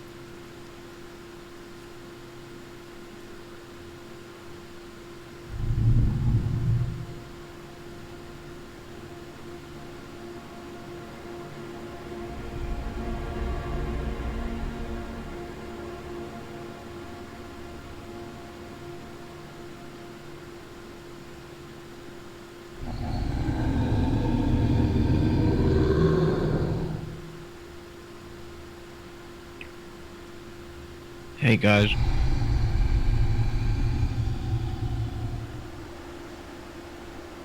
Can you hear me on the stream? Oh my god, yes you can. This is amazing. I'm totally gonna hijack the stream. Yes. How's everyone doing with the floor? You know, sometimes I think about the floor. I'm lying on the floor. Indeed, the floor is mine.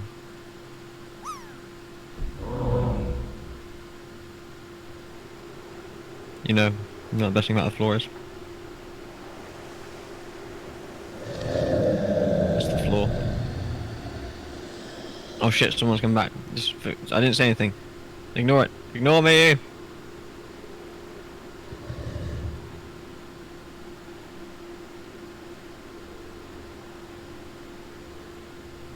Got my emotional support hot chocolate. Hey. Are you eating? Oh.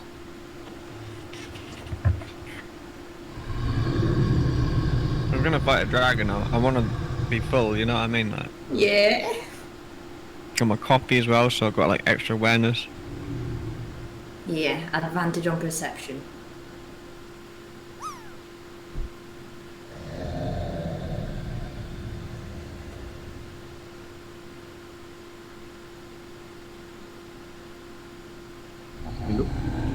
Hello. Why are we still listening to the dragon? Spriggy is the bully.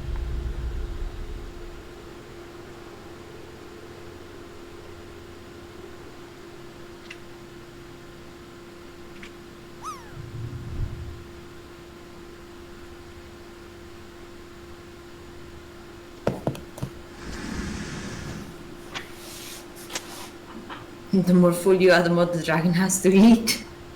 Quick. Why we eat the dragon? Well, we get a lot of rations out of this if we do win. Yeah.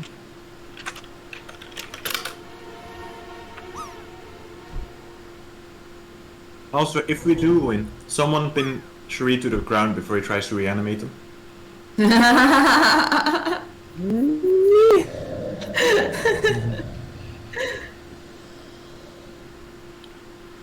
Thanks for reminding me to keep a spell slot open though. You're welcome.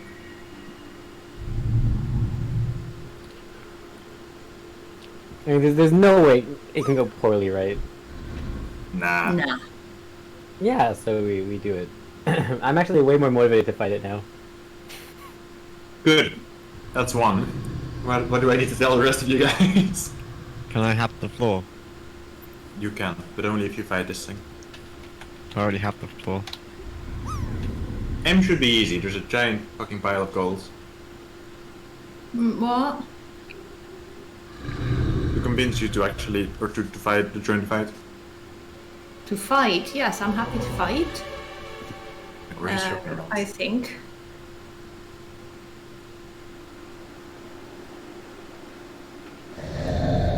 I think we should feed the dragon the black goo and make it into a wrist dragon. That sounds like This way a the great dragon is idea. dealt with. Exclamation point. Pan. Cactus. Homebrew.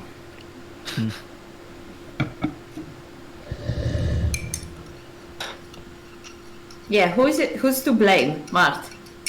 What you on about? I hope that's not aimed at me because I feel like the dragon would have come in the cave at some point anyway. Yeah. Totally. Yeah, I was supposed to come home at some point.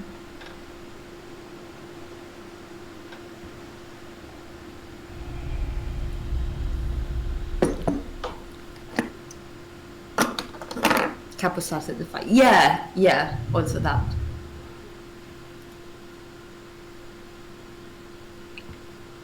Yeah. No, you're looking Just at it all like, wrong, guys. I realized there's a very real chance we're gonna die, so I got my epic moment in first. Just if we all die, I have my epic moment, you know? Well, Yeah, bye. That's Yeah. reassuring. all I'm gonna say is, you know, Just, oh yeah, Capo, I don't seem to agree with you on this one point. Oh, you don't? Well, you give me no choice. Eldritch Blast. Anyways, I started blasting. In that moment, she was like, Yeah. Everyone else was like, nah. Well, Yeah. think of it this way: it's either I get what's it called, like an extra initiative round, or he does. Well, no, he's gonna get one anyway because of that. That's the reaction. So he gets another round. So basically what happens is in a surprise round, you go and then the person who you attack gets a reaction. Okay. Alternative: he goes, and that's it. you're dead.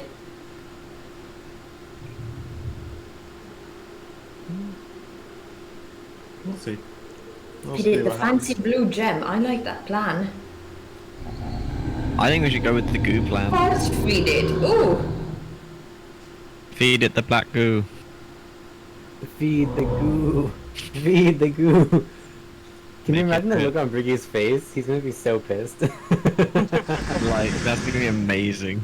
Yes. Imagine if he has the same like on his phone or something. Do you know what? He probably has a fucking stat block for it already. That's all I'm saying. That's true, actually. Wasn't he like memeing before with like wrist dragon? Wrist dragon. Wrist Yeah. dragon. Definitely has a stat block.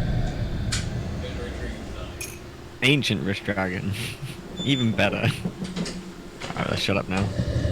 So he's old. Maybe he's getting gonna get tired. I mean, it's basically gonna be easy. It's brittle bones, you know what I mean? It's fine. Oh! Oh! He's getting the Has dice. he been listening to us the whole time? Let's find No. out. Headphones. How's... I am returning. Hello! What at the reading? Oh yeah, I'll read that Little quickly. thing. How's everyone in chat? Sorry, I was going for a bit longer than I expected to be. Good. We were entertaining them, I think. I hope. Yeah, totally. Totally. Yeah.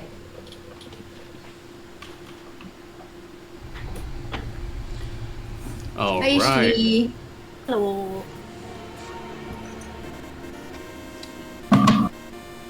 Is that a follow? Did a follow just happen? Shareed, thank you. Your entry has been logged, and your name will go down in the annals of history as a geek freak and nerd, just like the rest of us. I haven't had to do it in a long time. I forgot what it was. I'm also quickly trying to read the DMs that have been sent. Why whoever also followed Ricky? Wait, what? Widely also followed. Oh, did I miss another one?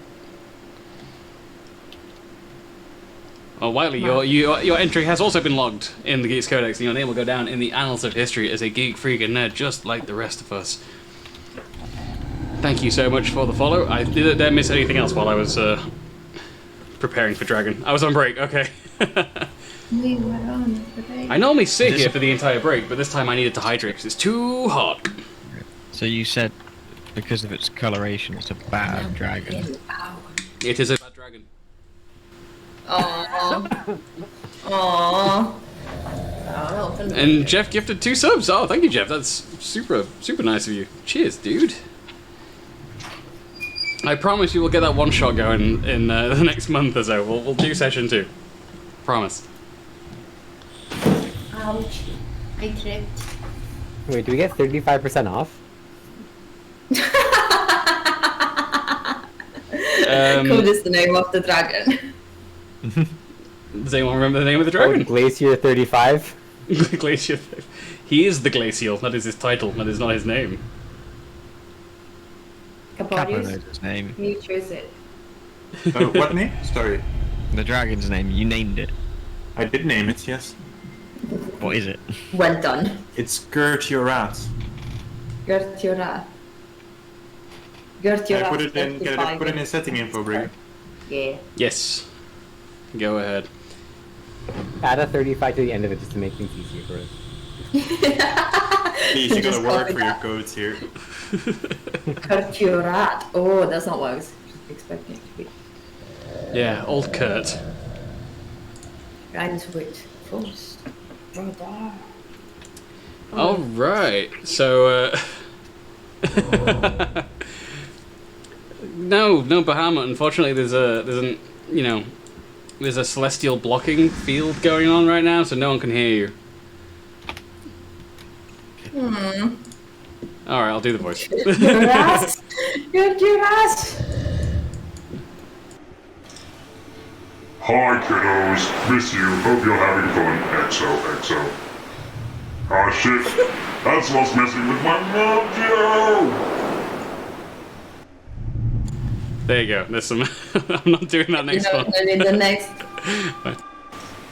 Feels bad dragon, man.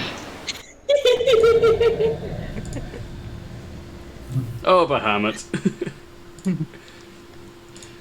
I wish we'd given Capo a different god, one that I owned rather than everyone else owned, so I could merchandise Bahamut. You can just change the name of him. Bahamut is my nickname, my real name. Mahabut. Is David. Benjamin Bahamut. Or Bahamut for short. Yeah, I'm wondering where that. Okay, I should put us back on the roll 20. We are back.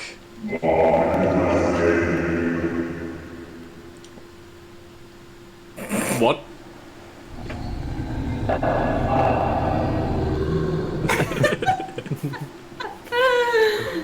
I can't make out any words, just noises.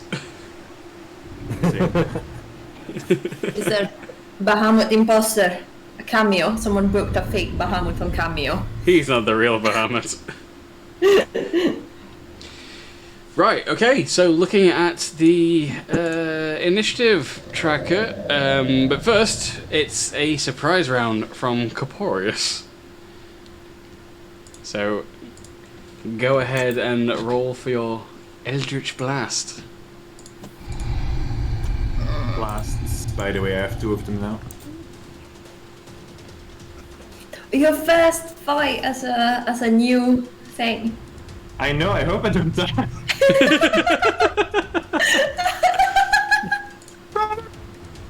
I mean, your track record of fighting anything big is not good. Okay, first one. Natural 20. 20. Oh, Second one. nat 20, that is gonna... you need to do the damage on And the first normal one. 20. So the nat 20 will hit, and the Normal regular 20. 20 will also hit, yes. Bless. Can I roll? Hang on, so I'll do the critical first. Yeah, go ahead and do the crit.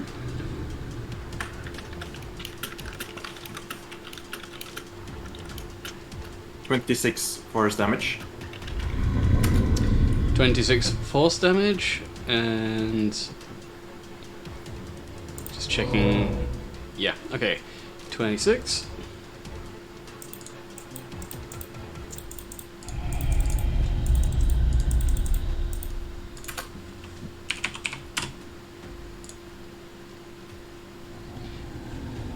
And what was the second one?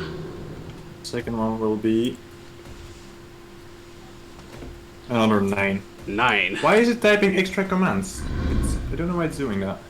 I don't know, but it's working at least, so that's another 9 damage. So, Kurt Gerard, he looks at you in a mixture of disgust and shock that you would dare enter his domain, his very home, and attack him so brazenly. He's very angry, and he has your scent. So, end of that surprise round. That's going to bring us to the top of the initiative tracker, which is going to be... M didn't want to go first, and you got the same, so it's going to be Solgra. Up to you. Sleep. I don't mind.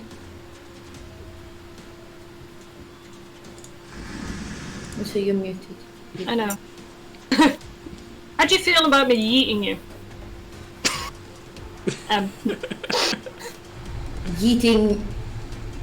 Well, what? yeeting you. Me? As in picking you up and throwing you. Not at the dragon. Away from the dragon. Oh, thank you. I thought you were gonna do like a Wolverine Colossus Speedball special and just pick her up and be like, attack! I was gonna use that would be epic. I was like, I mean, I'm quite far from the dragon already. I think she's planning to yeet you like to the exit so we can leave while Capo tanks the dragon.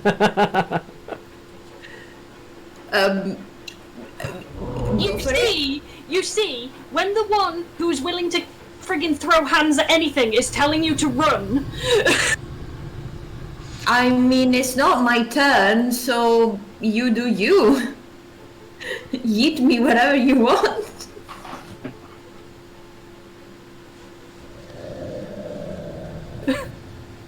I haven't thought this through, I just wanted to yeet you. I mean, if I'm close enough to the exit, I will still yeet myself next round or something if stuff goes wrong, so... Fair. What should your distance for your thingy anyway? Your, The crossbows? Yeah. 120 maximum. Okay, so we can move you a significant amount.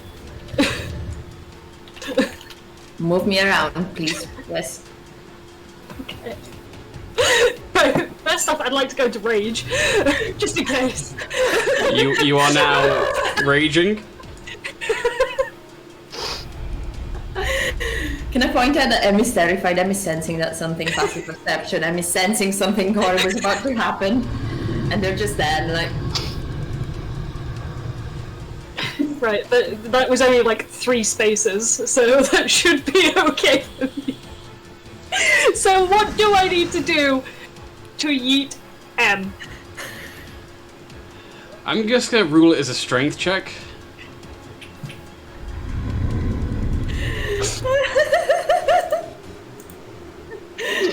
Just pick him up and ask you what direction you want to go in. I have 6 seconds to reply or something. I don't think I have an idea. I'm like, you what?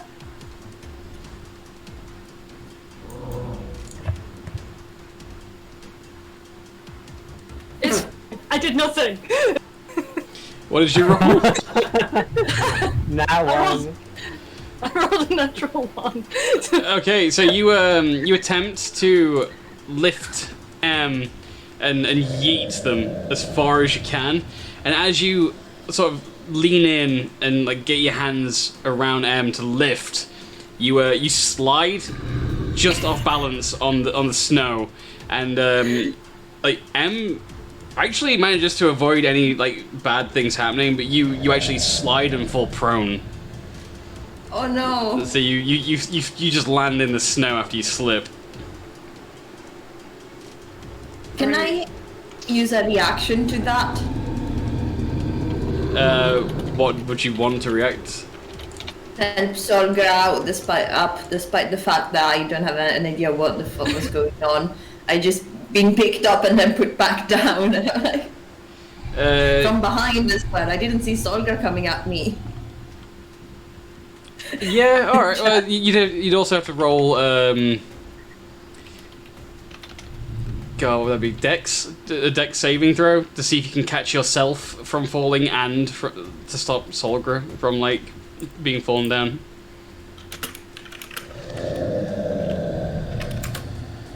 $19. Alright, so that's enough for you to just about keep Solgra on her feet, and you're absolutely fine. So you both sort of stood like grappling each other on the snow, and just to one side of you there's just this big dragon. Like you're finally getting a good look at it as Capo attacks it. It's standing on its hind legs now and sort of roaring after being hit with the Eldritch Blast. Its wings unfurl, and you can see that these wings, they've got like 100 feet wingspan. This entire ancient dragon looks like it could be from snout to tip of tail about 150 feet long. It's big, and it's just sort of growling in the direction of Caporius right now, so its attention is not on you. So that would make it end's turn. I will. Are we actually attacking the dragon, or are we leaving Caporius to deal with the dragon? What's the plan? We have You've a plan? got 6 seconds to pass information between each of you as this happens. Now Caporius has begun attacking without without any discussion with the party. I'll get the crossbows out and shoot, I guess.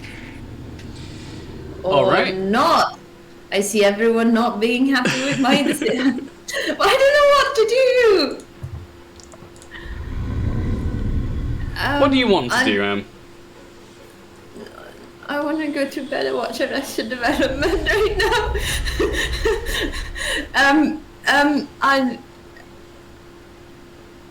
I'll shoot. All right, roll to shoot. Roll to attack.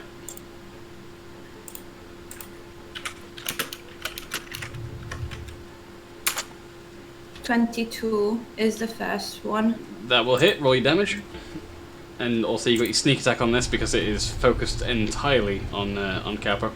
Even the Okay. little routine of you and Solgra slipping and sliding and falling over almost in snow, that didn't manage to draw its attention away from the warlock who just attacked it. The Snevin on Ice. Exactly. Is that the name of this episode? Please. It's never nice, yeah. Got a 5 and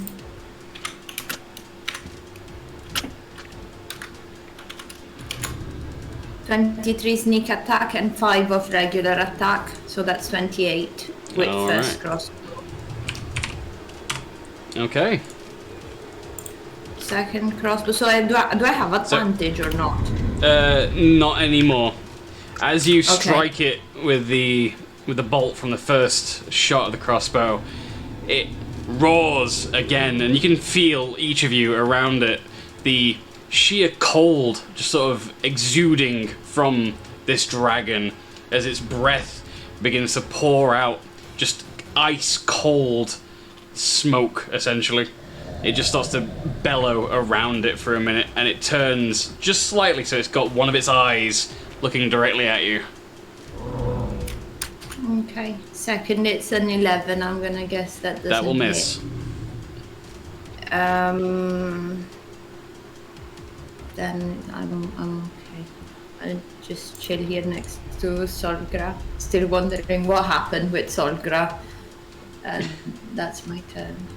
Alright, and that will bring us down to what's going to happen now.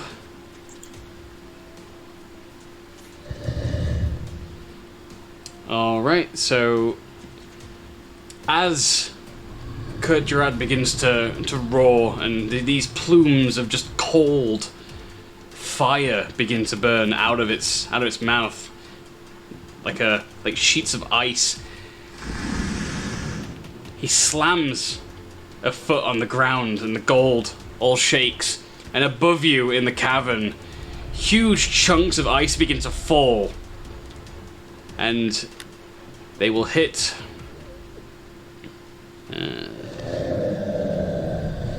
so Caporius first. You dodge it just barely. Fanny Boss, you're gonna get hit, and Gershaw, you're gonna get hit as well. So Fanny Boss, you're gonna take 9 piercing damage, and Gershaw, you're gonna take 10 piercing damage. So Kurtrat roars, and these huge chunks of ice begin to crack and fall from the roof of the cavern, just hitting the ground around you and exploding into just debris of rock and ice as they skate across the ground. 2 of them just hitting and causing damage to Gershaw and Fanny Boss. Caporius, you manage to just roll out the way of the ice just in time, and it completely misses you. And that makes it Kurt Gerard's turn. And so let me just check this.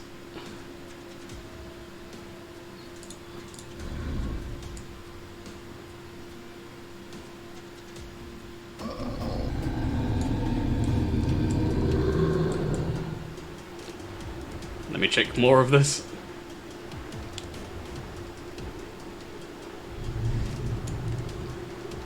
Okay.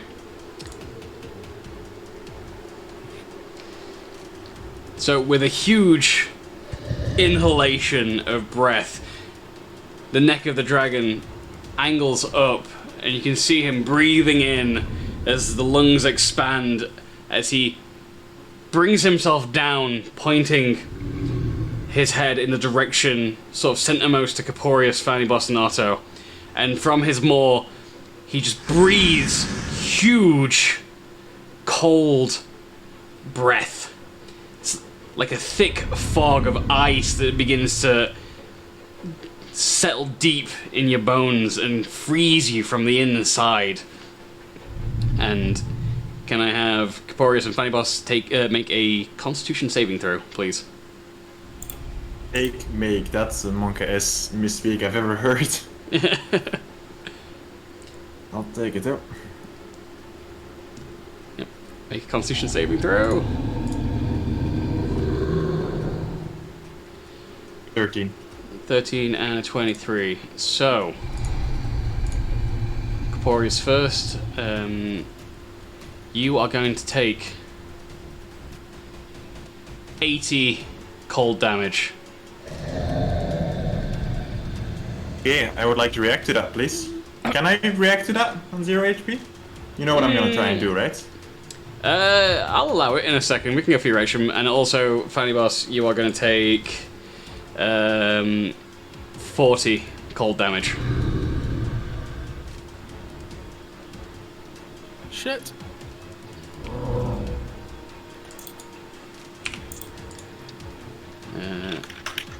That's not good. So this cold breath, this mist and fog and what looks like blue flames just erupt from the mouth of the dragon, sweeping in a cone in front of you, covering the ground. All the ground around you now is covered in a thick sheet of ice that forms, and you're hit dead on with this breath weapon that he's got. Before you go down, Capo, I will allow you to make your reaction. Okay. Well, as I suppose it's thematic, as I am covered in this wind of frost, those that might be looking might see that a tomb of sorts of ice grows around me, encapsulating me in the span of less than a half a second. Toe to bottom, toe to the other one, top, head. And that's all you see, really. Where does that leave me from a technical standpoint for the HP, boys? Because I can't add temporaries if I'm on 0. You're kind of just you're gonna be unconscious and frozen in place. If you want to try and hit a reaction, I'll let you try. As in the reaction that I'm trying to do is the one that turns me into an ice tomb. And thematically it could be. I'll let you. What does it do? Is it need a roll or anything, or does it just do? As a reaction, when I take damage, I can entomb myself in ice, which melts away at the end of your next turn, and I get 90 temporary HP. 90. 90. Then yeah, your regular HP is 0 and your temporary HP is 90, and you are encased in solid ice until the end of your next turn. Okay, I'm gonna have to leave it on 1 just because the website won't deal with it otherwise. But yeah, okay. It'll save you at 1 HP, then it'll stop you from going unconscious, and it'll put you up to 90 temp.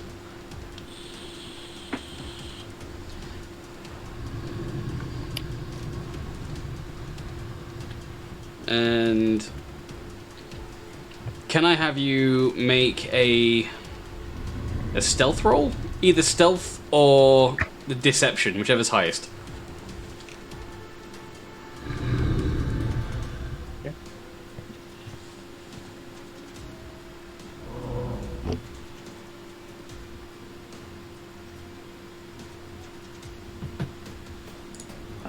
Wait, I'm just reading the thing. It says, like it, like takes the trigger damage first. I mean, it's cool, so I'm going to allow it. We'll have to remember that I allowed this. Because it kind of works thematically. What did you roll the stealth or deception check for me? Sorry, no, I was just reading it when Cactus said that. 23. Alright, so because you've managed to cast this as a reaction, like as you're already being coated in this thick ice, you've kind of done it in a way that the dragon has no idea that you're responsible for this and that you're not actually unconscious in the ice. It thinks it did this, but really you've managed to entomb yourself in this ice and remain conscious, and with your 90 temporary hit points. So it's going to kind of just lose interest in you for a while now that you're entombed in ice. It thinks it has you captured, essentially. And that will end the dragon's turn, and that will make it Gershaw's turn. Alright. So those 4 squares in front of me, or to the left, these are all difficult to aim, right? Yes. Okay, so my 9, so that'd be 8, and then I can move 1 more off of that to make that 5, so if I land here. Oh, it's not letting me ping the square. Oh, Have you I got sent you a DM. oh that's it, yeah. So if I go here, Yeah. that'd be active for 9 in movement. Where did you find this Cactus? I can just put it in the party chat, I guess. Yeah? I You don't mind? literally just read your spells. Like, so did I. I think you just didn't read your spell. Wait. Hang on. I highlighted the part in the party chat. Yeah, it doesn't say that on the character Oh sheet. right. Okay, yeah. Oh, So it says it in the bigger- you just take the you just take the 90, whatever, the 83 damage it was off of the. Yeah. So it would leave you with 7 temporary hit points while you're encased, and then you'd lose those afterwards. So you'd still be at full HP. So the same thing would happen that just happened. You'd be at full regular HP rather than temporary hit points when the ice ends next turn. Because it takes the Okay. triggering damage, so you find that. Okay. So I have 10, or what is it, like, HP left? Like, 10 HP. No, you've Or got just full. take all of it? You got full of your HP. You've got but you've got 7 temporary HP left. But you will Right, lose that 7 okay. temporary when you get out of the ice next turn. Yeah. Sorry, Charles. Okay. What were you planning now? That we sorted that out. That's all good. I just moved 5 squares to the left, so I've got like, because I've got 9 squares normally, but 4 of those in difficult terrain, so Yeah. that should be, yeah. And then I'm going to, the only thing I can do really is prep a dodge. Is that cool? Yep. You can totally do that. Yeah. And it wouldn't make any difference using like stuff the window patient defense or anything like that, because it just says you can use a dodge action as a bonus, or with those. But it's just the same thing. It doesn't Yeah, amplify the dodge or anything. No, at the minute it would do the same thing. Fair enough. Yeah, so I'm going to prep a dodge. And Alright. that'll be my turn. Cool, and that makes it Fanny Boss's turn. Big smack time. Back to move. So. Yeah. The gold, if anyone moves towards the dragon right now, by the way, the gold also counts as difficult terrain because it is a mountain of gold. It's not going to be easy to walk on. Might have to use a move to dash then. What else?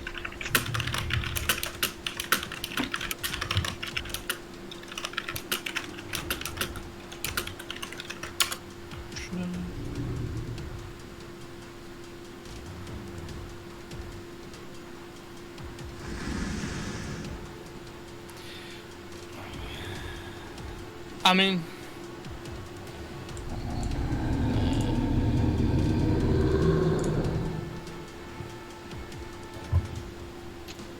what can I do then? I'm not gonna move. You're not going to move. Not towards it. I'm trying to think what else I can do apart from move away. Start circling. Wouldn't technically be towards it. You know what? I'm gonna move back 5. About there. That'll do it. And check if I've got any healing potions. I have 1 left. Can I take that?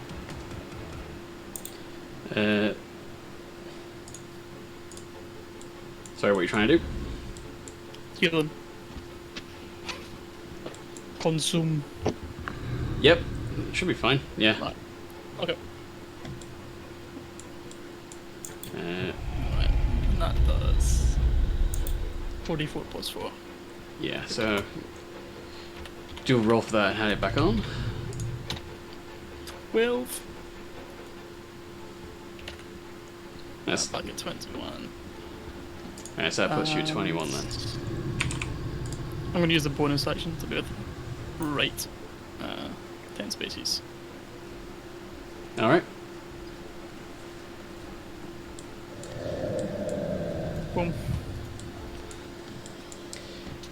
Cool, and that puts us down to Corporeus. So you're gonna miss a turn because you're encasing the ice. So Sharid, it is your turn. I can't wait to see how you're going to defeat an ancient white dragon. Because I know if anyone's going to do it, I bet you've got a plan already. Maybe. Yeah, I do it. Can I fly over difficult terrain? Yeah. Or no? This cavern's large enough for the dragon to fly in. It's definitely large enough for you to fly in. Okay, so then I have like unimpeded movement here, right? Pretty much, yeah. Okay. So I'm gonna go up here and then cast a buff berry. Okay. And get my temp HP.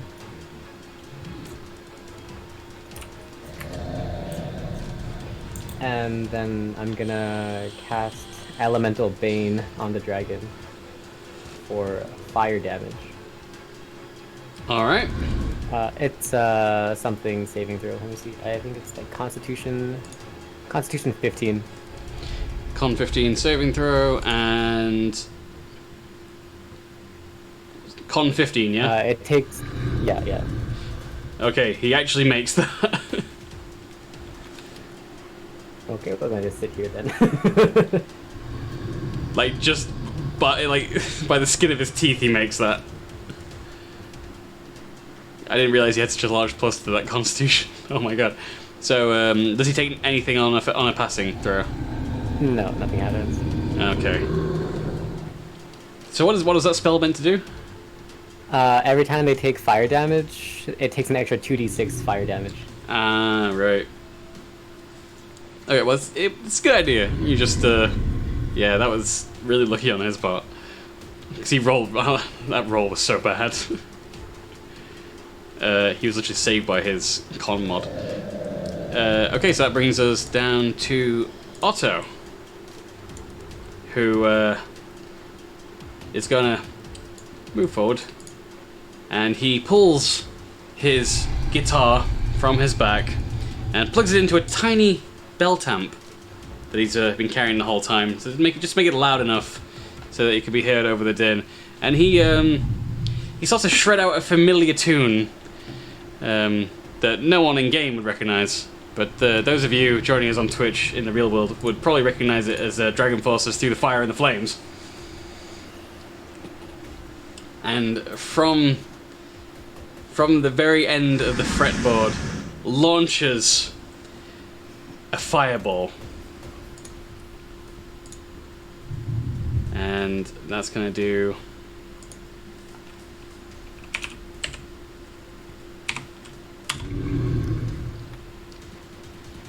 That's big. That does 46 damage when it explodes, and luckily you're all far enough away from the explosion that it does no damage to any of you. So that's good. So yeah, he's gonna take 46 damage from that fireball. So you're getting a little help from Otto there. He's very invested himself in living.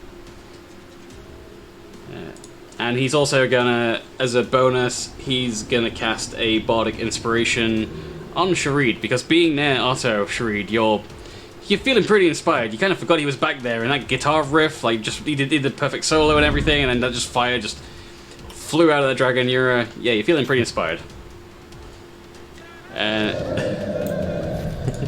Did he do the full song in 6 seconds, or did the whole song? No, it was 6-8 minutes. However long the song. He was kind of playing it already when you guys began fighting, and then at one point you just heard him do the brr, brr, brr across the strings, and that's when the fireball launched. And now Sharid's like sort of humming it along as well, and that's going to bring us back to the top of the initiative table, and it's going to be Solgra. Cool. Right, so I'm still on bad terrain. Bear with me while I figure out what my walking speed is. 40 foot, which is 8. 4. 1, 2, 3, 4. Is that technically still on rough terrain? A bit there? I'd say you're just off of it there. That's where it Yeah. becomes rock, so you're just off the rough terrain now. Cool. I'm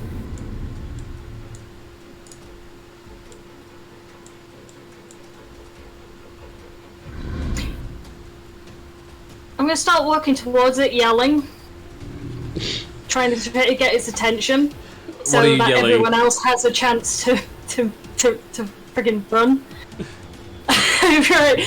Come on, you big bastard! That does in fact get his attention as he wheels around to face you, now bored of Corporeus, now that he's assumedly frozen and become one of Kurt Jurat's own treasures, or maybe next meal. He's now squarely focused on you for daring to insult him. Scraping my warhammer against the floor and like just turn around to everyone and just scream, "Run!" Alright, I think that will do it for your turn. Alright. And that brings us to M.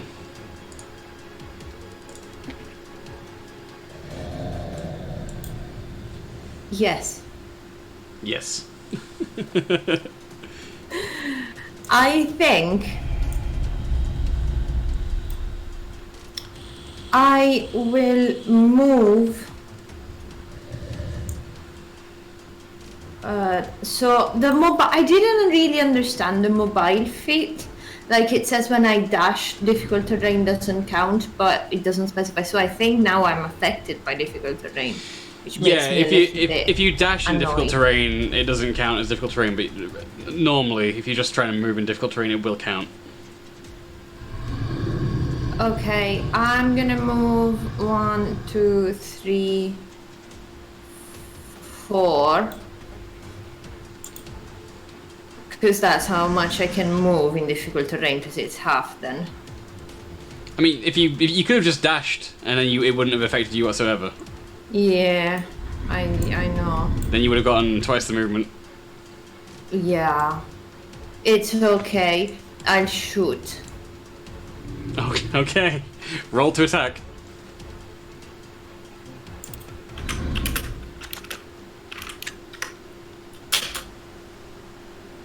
First one is a 1. That's gonna miss.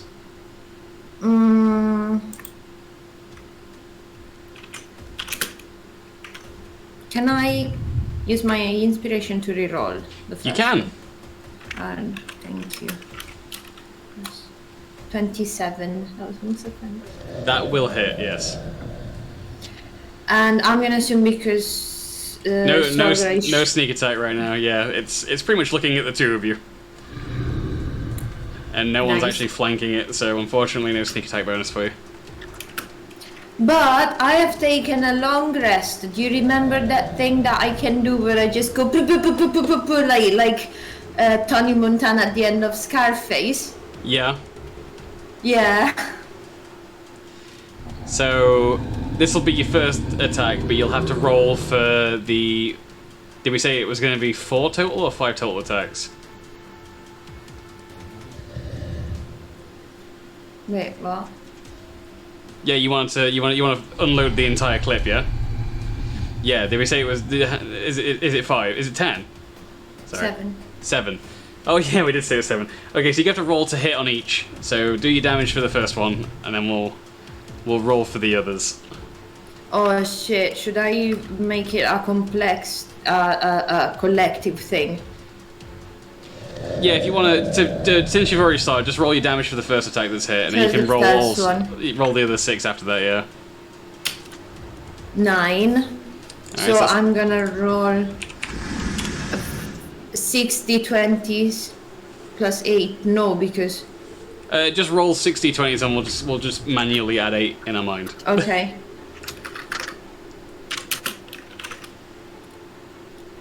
So let's see how many of these are gonna hit. 1, 2. 2 of them will hit. The 10 plus 8 doesn't hit. 18. No. 18 will miss. Wow. Big dragon. Plus 4. So 1 does a 10. That's minus 10. The other one does a 9. So it was 9, 10, and 9 for each. Yep. Left. He's still looking pretty strong. He's now glowering at both you and Solgra, and the cold breath pours out of his mouth as he growls in your direction. I will. Can I still use the other crossbow? Yeah, alright. But just 'Cause one. it's been- I mean, it's- unless yeah. I can go with 7 again. You can only do the homebrew like unload like once per long rest. Okay. I don't hit. What was it? 13. No, 13 won't hit. Alright, so yeah, it's still looking directly at you and snarling away very angrily. And that will bring it down to its turn. So first of all,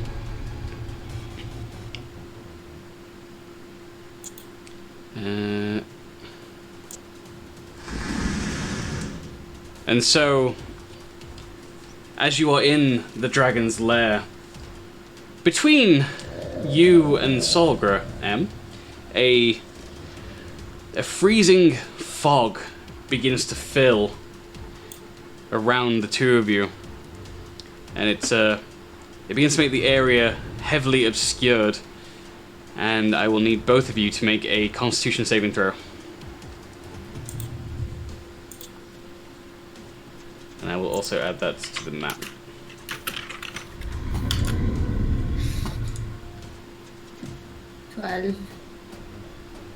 And a 12 passes. And Solgra? 26. That also passes. You can draw shapes.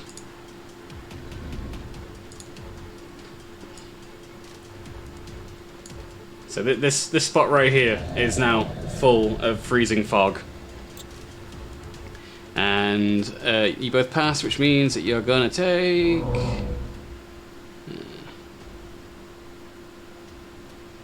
So M first, you're gonna take 7 cold damage. And Solgra, you're gonna take 6 cold damage.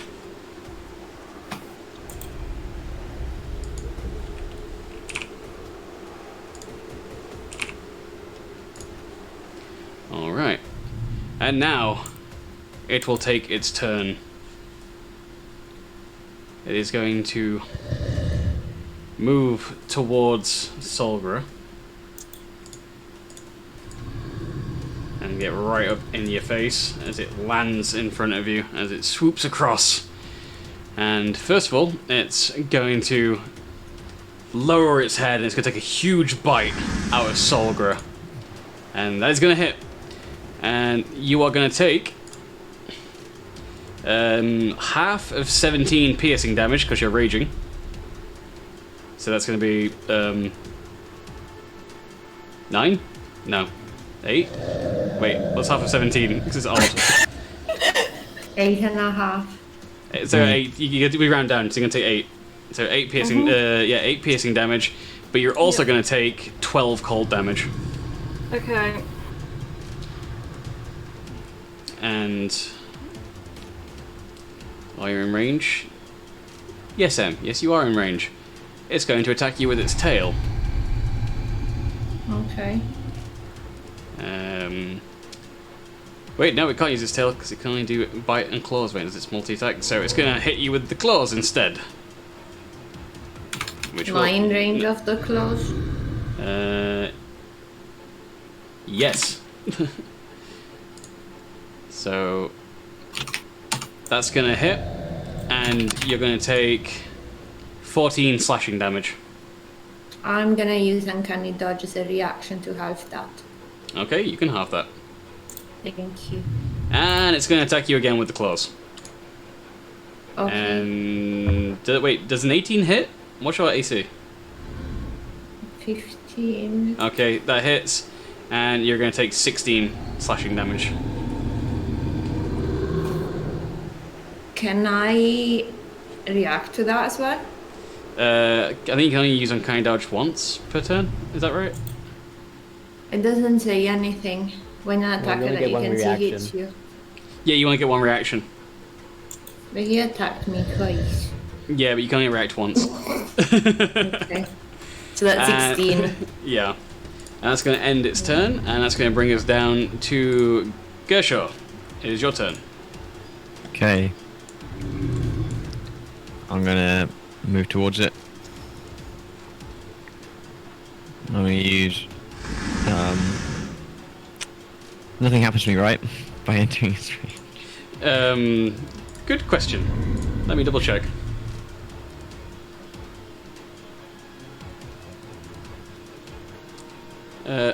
Oh! Shit! I forgot about this. Alright, he hasn't cast it yet, but no, nothing yet. Oh fuck. Next right, turn, though. So I'm gonna spend a key point to summon Arms of the Astral Self. So if it will let me do that, so I need to make a Dex saving throw, DC 13. It's got to make a DC 13 Dex, did you say? Sorry. Yep. Alright. It fails. Okay, it takes 2d6 force damage. Alright, roll the damage.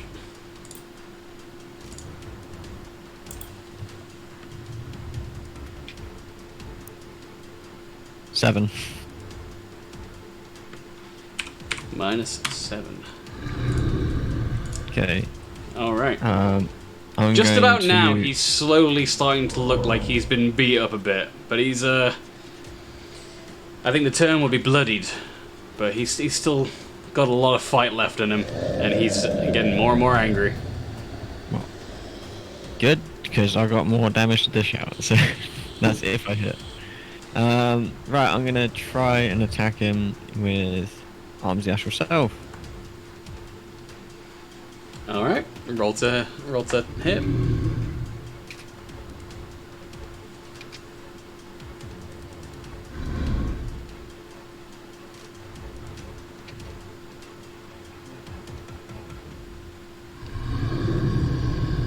$19. That does not hit. Do you have Cardiac Inspiration? I was about to say.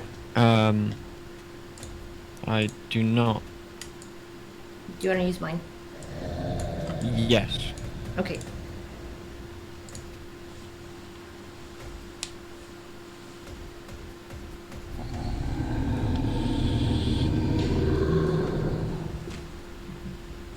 I have to load up the thing for the Cardiac Inspiration.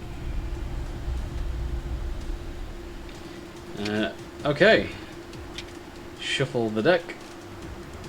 Pull a card, and you are adding a Joker? God damn it. Pull from the deck again. Alright, so you're adding 10 to that roll then, off that Bardic Inspiration. Yep. So that will hit. And I'm gonna spend a key point to use a Stunning Strike. Con 13 saving throw. Con 13 saving throw. A 28 will pass. It was a long shot, but it is what it is. Hey man, his dex isn't great, but that con. Woo. Yeah, well... I guess I'm going to have to keep attacking then, because that doesn't affect my actions or anything, that's just like a thing which I can do on top of it. So I'm going to give it another try and see if he fails this one. Alright, so... and roll to hit. of arms the ash herself.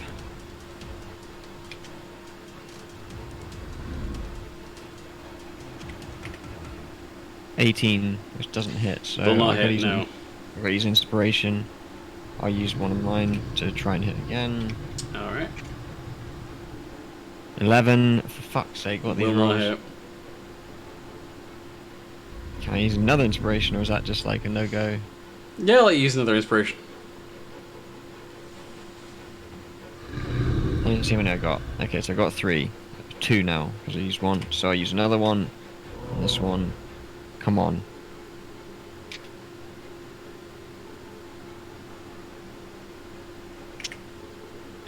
Nat 20.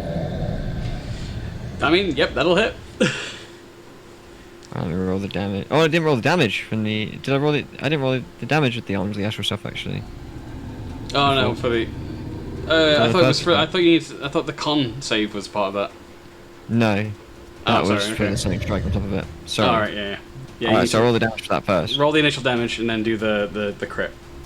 And then I'll do the yeah, so the first... This is for the first hit. Yep. So what we didn't do. So it's 11 force damage. And then this is for the hit which you just did just now, so I've got to roll that a second. So that's 1d6 plus 5. So 11 for the first one. So my max output for this first attack is 11, so I'd add that on, so it's 1d6 plus 16, right? Is that correct? Yes.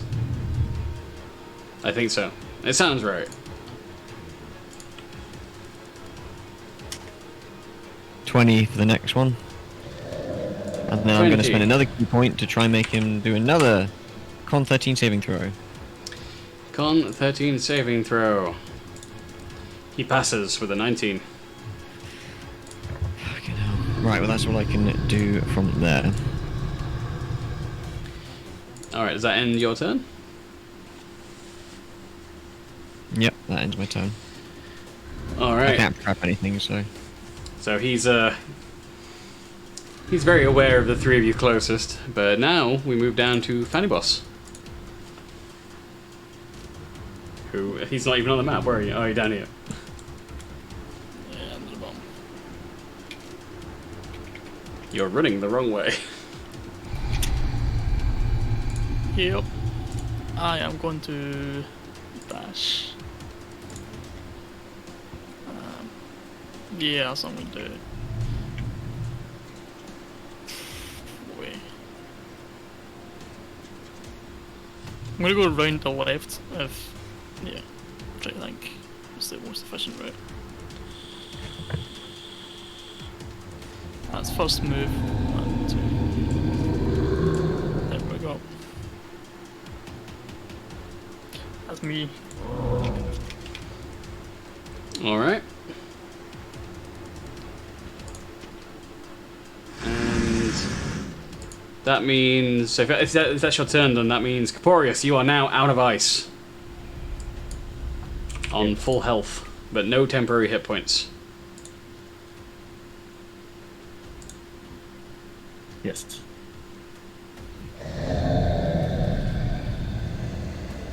Oh, I'm trying to delete them. Okay.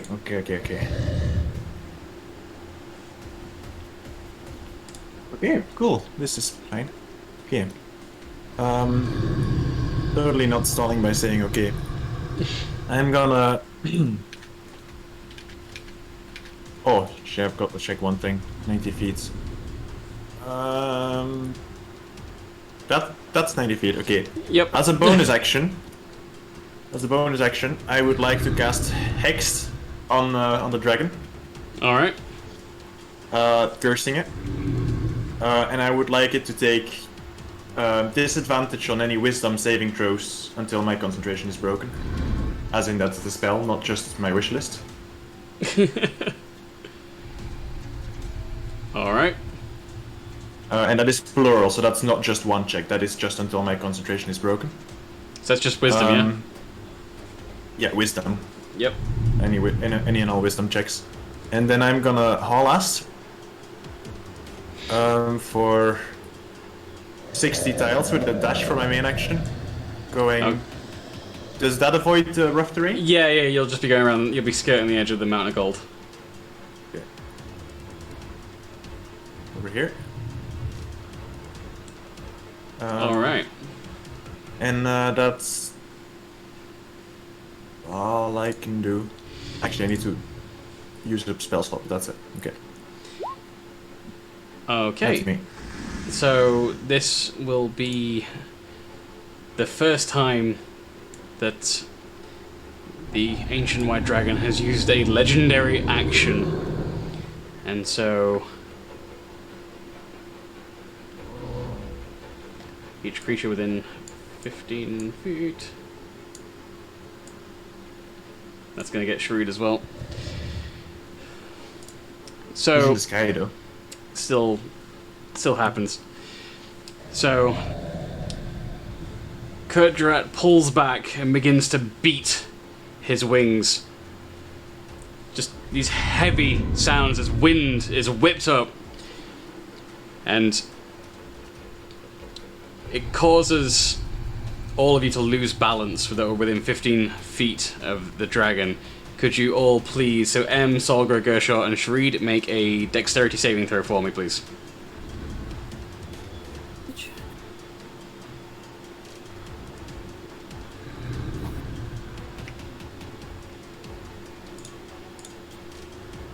Is Abra being a bit slow?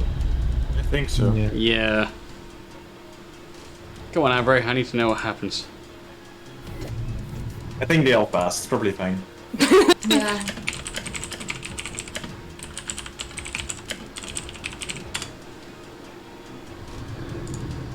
Oh, 27. Alright, M got 27.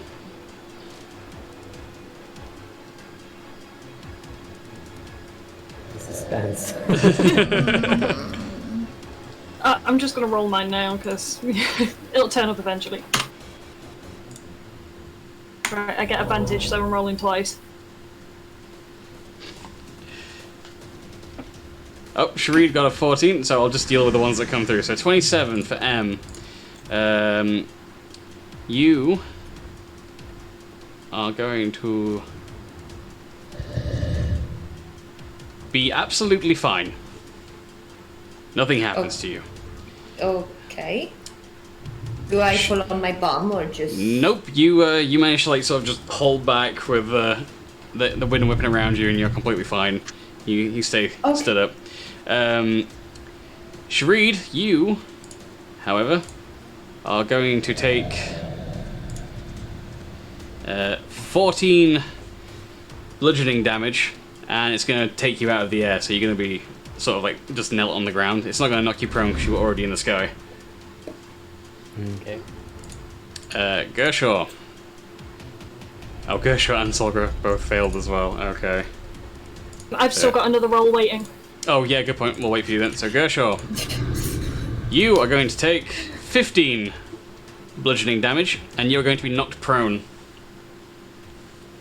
What does being not prone mean? So, it knocks you over, so you're now on your ass. It takes an action or a bonus action to stand back up, and while you are prone, you are at disadvantage, and everything that attacks you gets advantage. Okay. Yeah, you don't want to be prone. Prone is bad.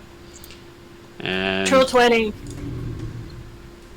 which gives you a 23 as a total. So yeah, you also manage to just like hold yourself steady against the wind being whipped up, and you take no damage and do not fall over. And the dragon is also going to move over here and get some distance.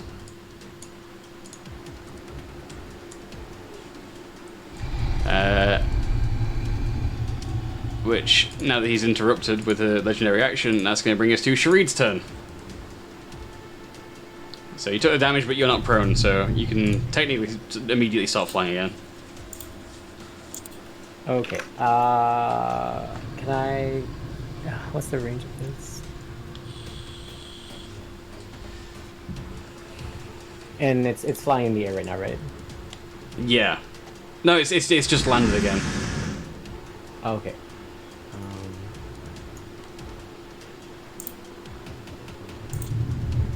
I'm gonna move a little bit closer. And then cast Polymorph on it. It's a Wisdom 15. Ooh, he's got disadvantage on Wisdom. Disadvantage. Interesting.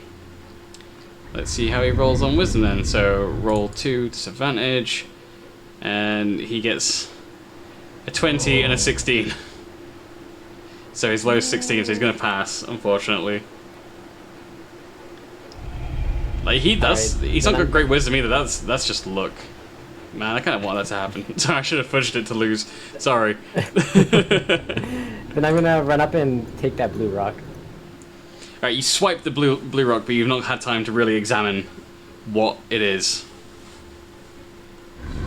Alright. But you immediately gain the attention of Kurt Jurat as he sees you in plain sight taking one of his treasures. I give him a...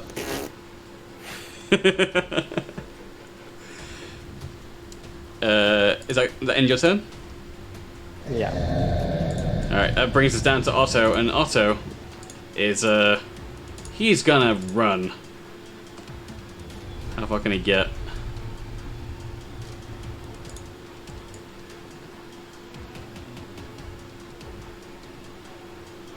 Yeah, he's going there. So Otto begins to leg it. And he just dashes right past all of you. And you can see him making gestures like, go! As he runs away. Which I think also does... Alright. So that brings us back to M. It is your turn.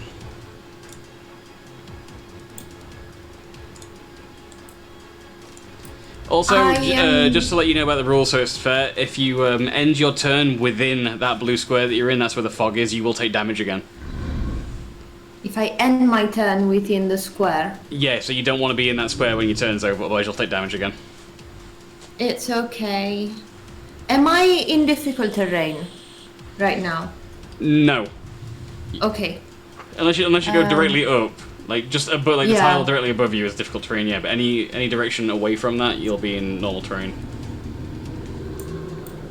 1, 2, 3, 4, 5, 6, 7, 8 next to 8. I go 8 next to 8. Okay. Yeah. I don't know how to do the distances better. And I'm gonna... Where's the exit? Asking for a friend. As Caporius, M, and Otto make their way further away from the treasure pile, they can see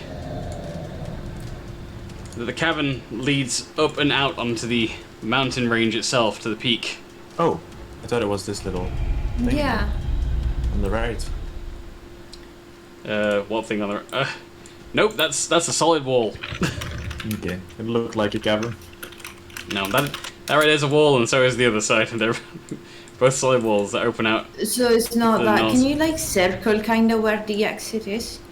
Okay, if you guys like just want to make it to well, I'll use green. Green's always a good color.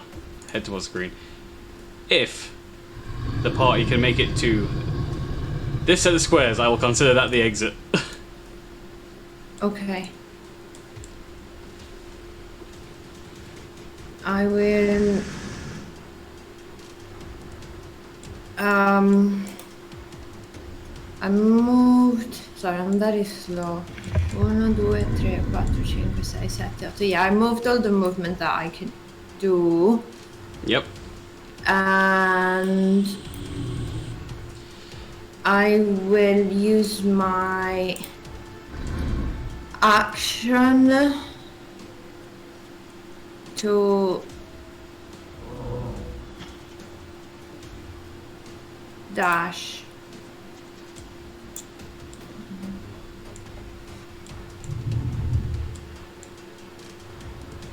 All right. I'm gonna dash here. All right. That does kind of take you out of the line of sight of the dragon as well. So, you know, he knows you're around, but he can't see you behind the statue. I would like to use my bonus action to attack, and I'm wondering if I could have advantage because I'm hidden. I don't think you can do two-weapon fighting if you haven't made an attack with your main action. I think you need to take the attack action to get it as a bonus. Yes, that's true. Yeah.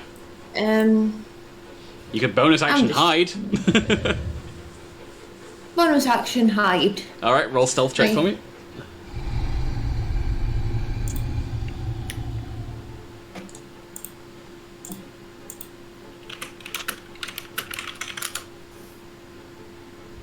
$22. Yep, you, for all intents and purposes, you are hidden. The dragon has no interest in you now and does not really know where you are. It saw you vanish, but it's not really paying attention and keeping track of where you've gone. So you are stealthed. And that brings us to Solgra.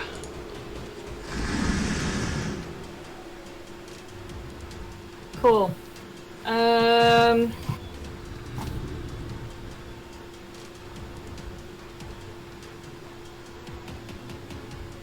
Bear with.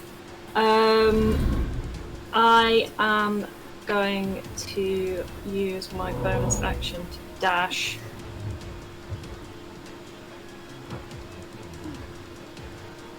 And whether it works or not, see if I can get get the attention of the dragon from Wisharid, which I don't think so, but maybe. All right, give it a try. And right, so I have 40, so 80 foot. I'm gonna cover Fanny Boss, so he's got a chance to run. Which I do believe is here, about here. Okay, running towards the dragon. Yes. And so, what are you doing to get the dragon's attention? Yell at it a bit more. I'm not gonna hit it. I'm just gonna keep yelling at it. What are you calling it a big dumb fuck? You know. Roll intimidation. Okay. We'll put it on intimidation. Okay.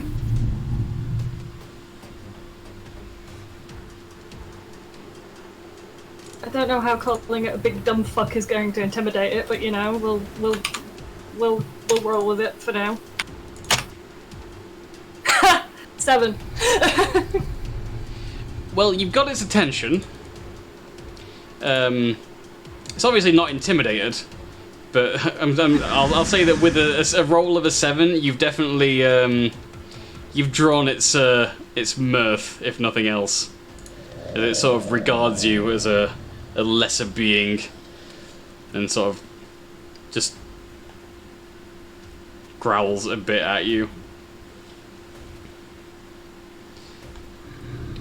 Alright, and that would make it the dragon's turn. Which, oh lord. Okay, so the dragon, it uses its frightful presence, and each creature of the dragon's choice that is within 120 feet of the dragon and aware of it, which you all are, must succeed on a DC 16 Wisdom saving throw.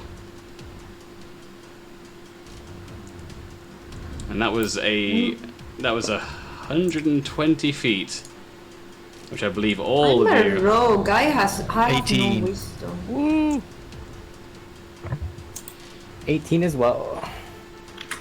20. Natural 20. 6! Oh. 13. Oh, wait. What was the saving throw? 16. Wisdom. 16. Oh. I do not pass. All right, who failed the wisdom saving Oh. throw? Who got 16 or less? I got 3. All right, so Fanny Boss. Oh. Sorry, I can't always look at the Rolly channel. Who? Let's see. Solgra, Fanny Boss. I'm hiding behind the statue. I'm not here. That's fine. So what's going to happen is the three of you that failed it are now frightened for 1 minute, which is 10 rounds.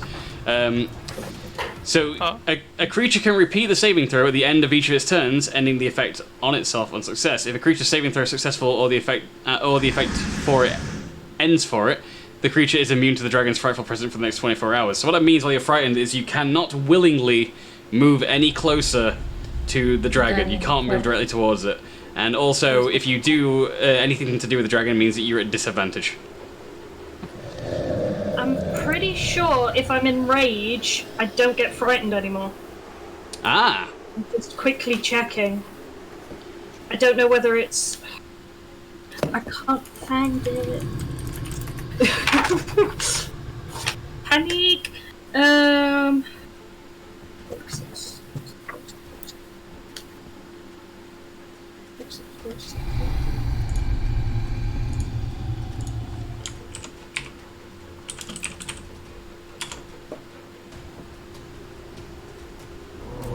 Or I might be getting ahead of myself.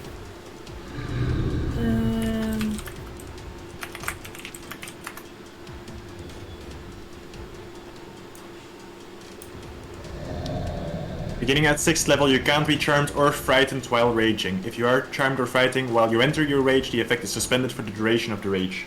So you're not frightened either. So it's just the two of them. So it's just Em and Fanny Boss that are frightened, and as such cannot move any closer, willingly, to the dragon. I'm behind the statue, just going, Yeah. my god, oh my god, oh my god, oh my god. Mm-hmm.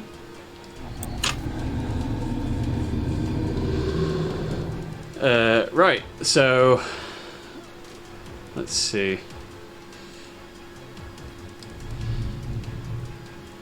So what's going to happen next is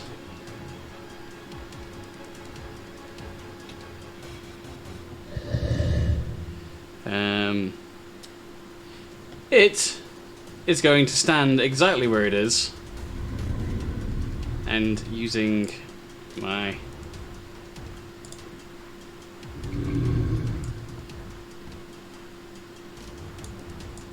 so that's 90 foot. That's too much of an angle? Yeah. No, it's not. That is a perfect angle.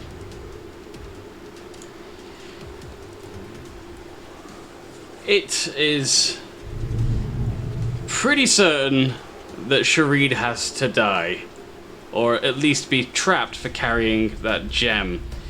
Like, it's looking at Solgrip, but it's not super interested, and it sort of wheels its head around, unable to forget that Sharid is holding that gem, and it rears back, inhales deeply, and once again exhales its cold breath weapon.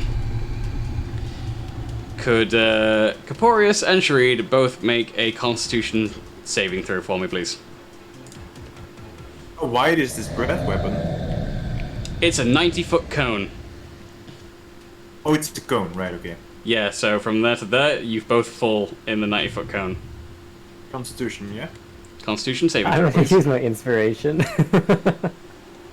Go ahead. 13. Does that work? Is that enough? I don't think I've rolled higher than a 7 today. Ricky, did you say the number? I did not say the number yet. Oh, and you're not gonna tell us till we decide to not use inspiration anymore, are you? Yep, use your inspiration till you're happy, or unhappy as the case may be.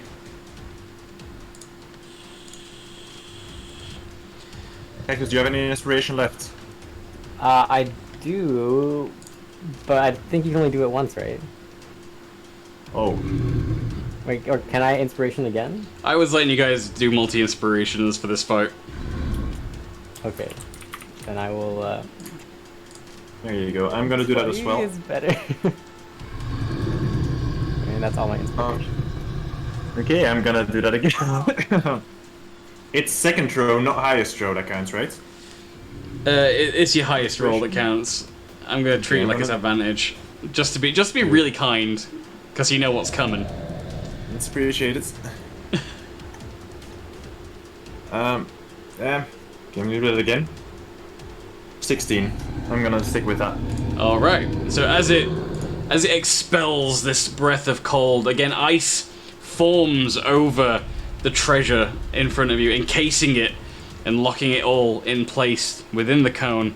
And as it creeps closer and blasts the two of you with this frozen, icy fire and wind, Sharid, you are going to take...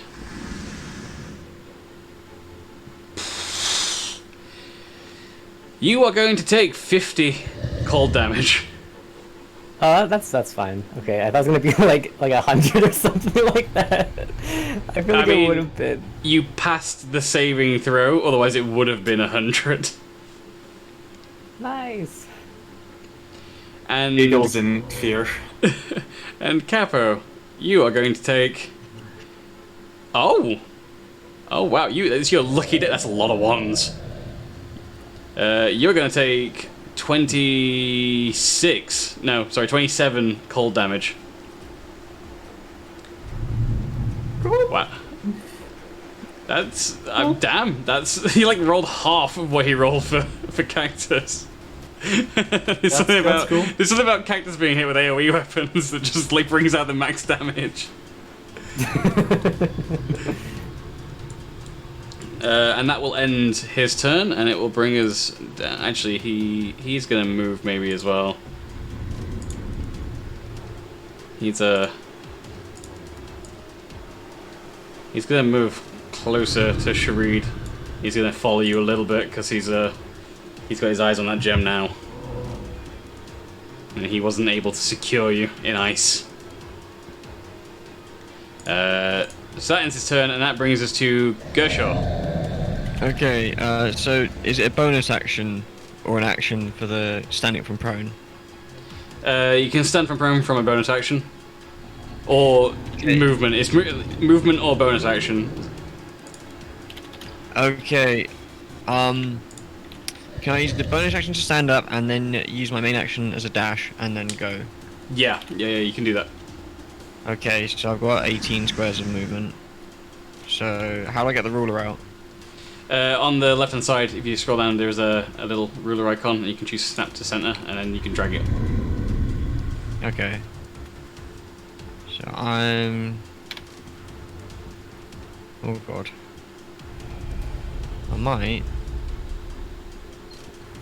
I can make it out then. Yep, you can just stand up and run like hell. Alright, And you know what? It's not even going to bother trying to do a legendary action to stop you or anything, because right now, it is focused in on Sharid and that gem that he's stealing. So you can run right past its line of sight, and he's like, yeah, he doesn't even notice you going.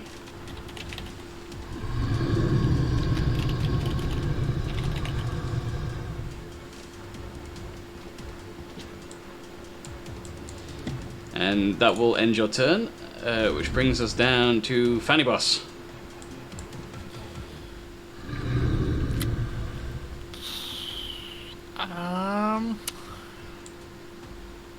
Can I say... Right, hold on. Can I draw when I'm going to move it and see if that's... Yeah. Doable. So, that way. Is it keeping distance? Can't move close to it. You're about the same distance. So if you were to move there, is that where you're going to end that spot that you had it pulled to? Yeah, I'm going to move 50 feet up that way. Yeah. Right. In which case, yeah, you'd be either the same amount of distance or greater away from it than when you started. So that'd be fine. Okay. 2, 3, 4, 5, 6, 7. hold You on. got 50 feet. You got 2 more squares after that. So couldn't you move 2 more up after that point? Yeah, he could. So did you just draw a green line across Solgra? I might have. You have been cancelled. How far is... That's fine, okay, so 1, 2, 3, 4, 5... That's 50 feet. If you get your mouse tool and click the line, you can delete it with delete. Yeah. You're going into the yeah, if you go into the snow, yeah, you'll be in rough terrain. Maybe go here instead. Yeah, like that one that is being pinged. That's a much better spot. Yeah, that'll keep you out of the rough terrain, and you're still able to. I don't run think I've past used the it. bonus action yet. No, I haven't. So I could. Can I use dash for bonus action then? Oh, you can also at the end of this turn do the saving throw again. See if you're still frightened.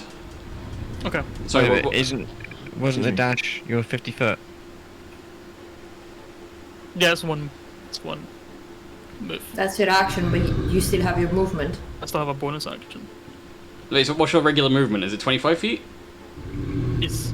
Yeah, so 50 feet. So you've moved. You used your regular action and your movement. So yeah, you still got a bonus action. So if you want to use a bonus action, yeah, you still got that. Okay, so I'm going to use that for the dash then. The dash is the movement and the main action. The bonus action can't be used then for a dash. So you can't. You can't. Can only. No, can you can't move then. No, you can't move any further than what you've moved. That's your maximum distance this turn, unfortunately. Yep. Awesome. All right, cool. Major, and roll your what was it? Wisdom saving throw. Let me just check. Was it wisdom? Yeah, wisdom. So if you can get over 16 on your wisdom saving throw, you won't be frightened anymore. All right. Wisdom saving. Let's make this one. Nope. Nope. Unfortunately, you're still terrified of the big bad dragon, and with good reason. And that brings us down in initiative order to Caporius.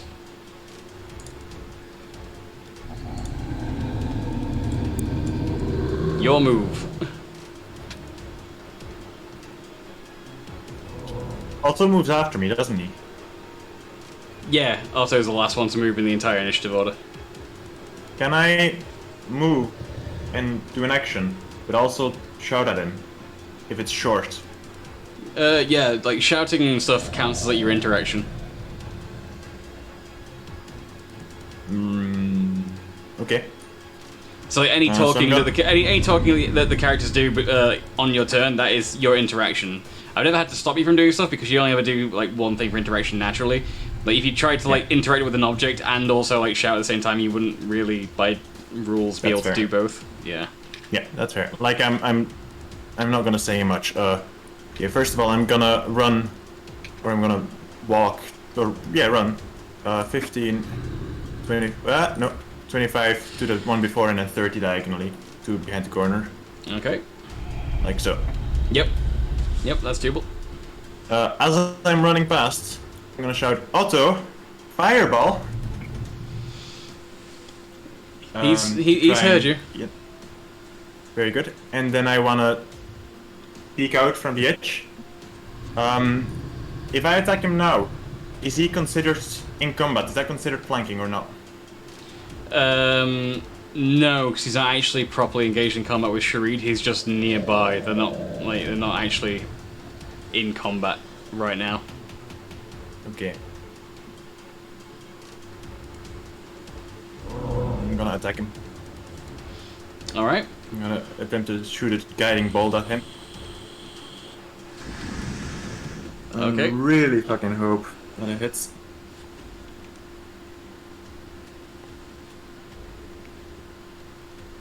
Oh wait, that's the wrong thing.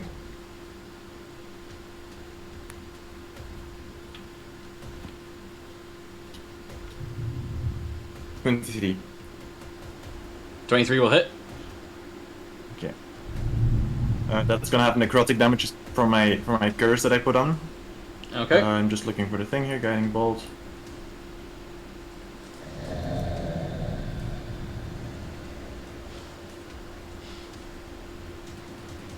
That's gonna do 40 damage.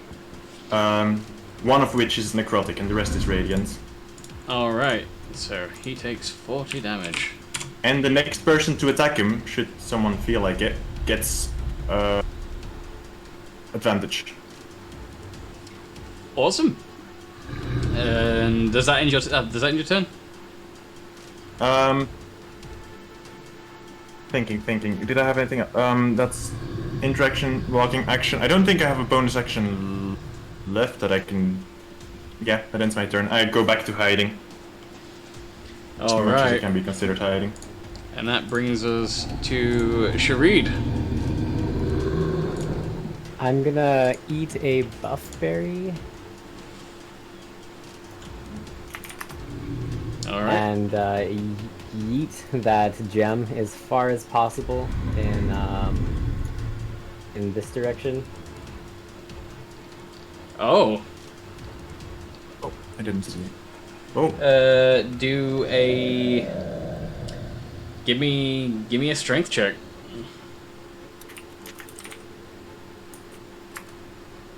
12. All right, so that's gonna get it. Where were you intending to hit? Where did you want it to land? Aiming generally this direction.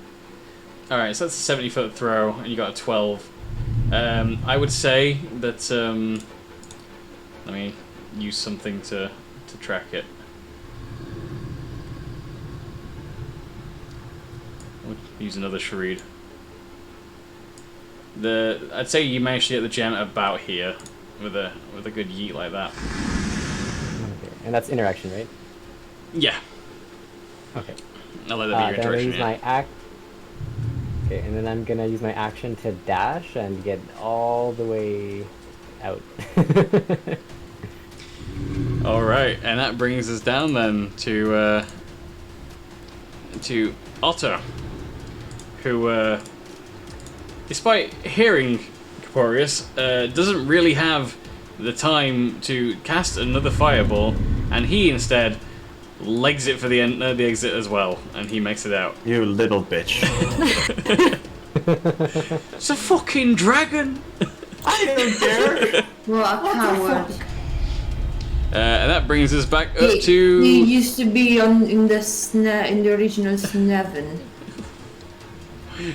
I mean, he's a bard in the original Sneven. He's not known for dragon slaying. That's He's John's also deal. still alive. Yeah. You don't live as long as I have without a healthy fear of dragons. And that's going to bring it to M. It's M's turn.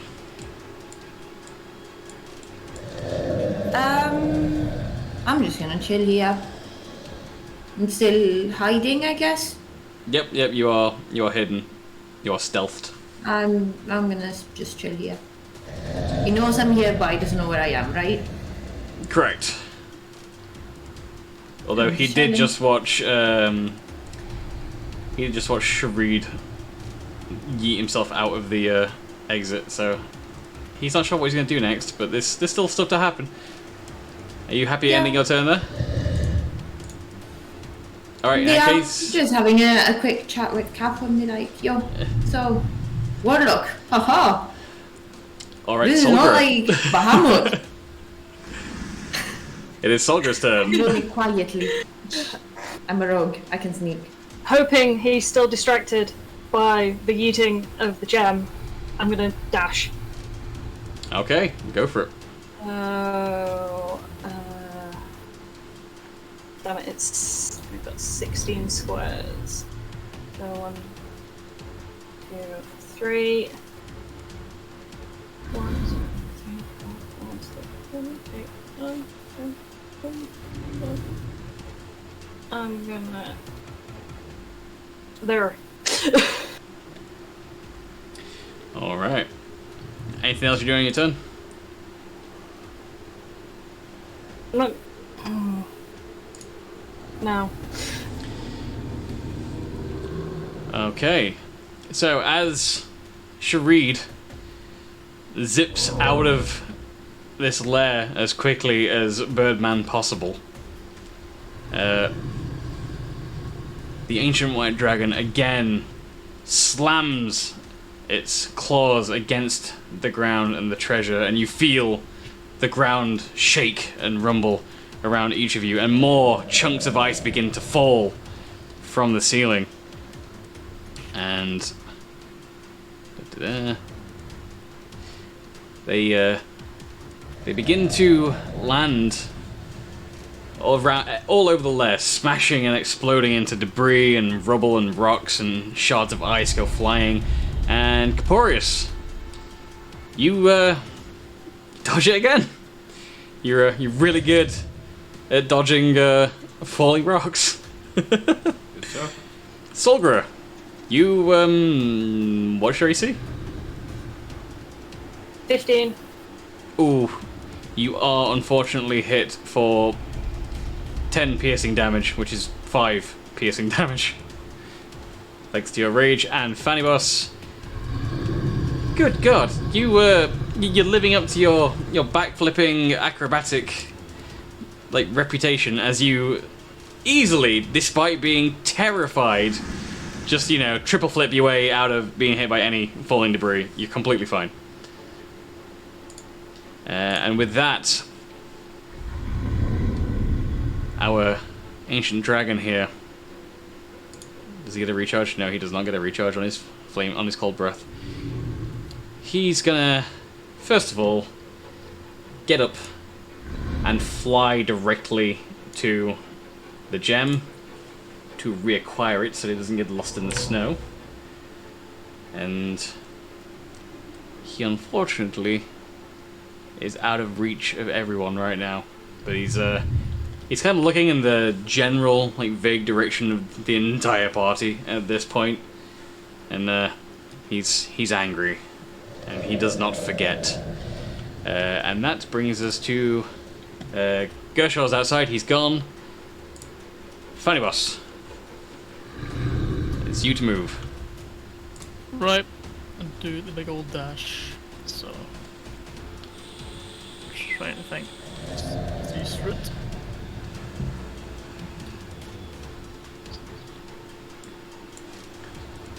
That would be. Yeah, there. No, sorry, over there. And yeah, I think that's it. In that case, I will be kind here and say, because you're terrified and you're running, you can get some bonus movement out of that, and you can, in fact, make the last few feet to the exit. Oh, yes. We. And that brings us now.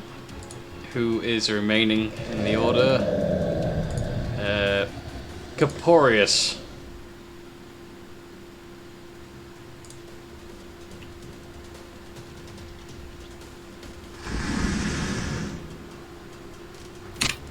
Capo?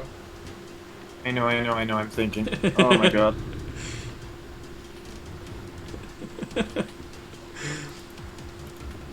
What are you thinking about? I'll go outside, fine.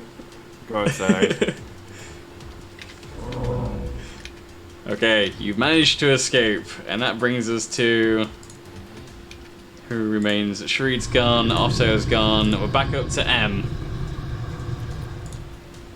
My plan has failed. I was gonna wait to help people, but at this point I'm gonna go.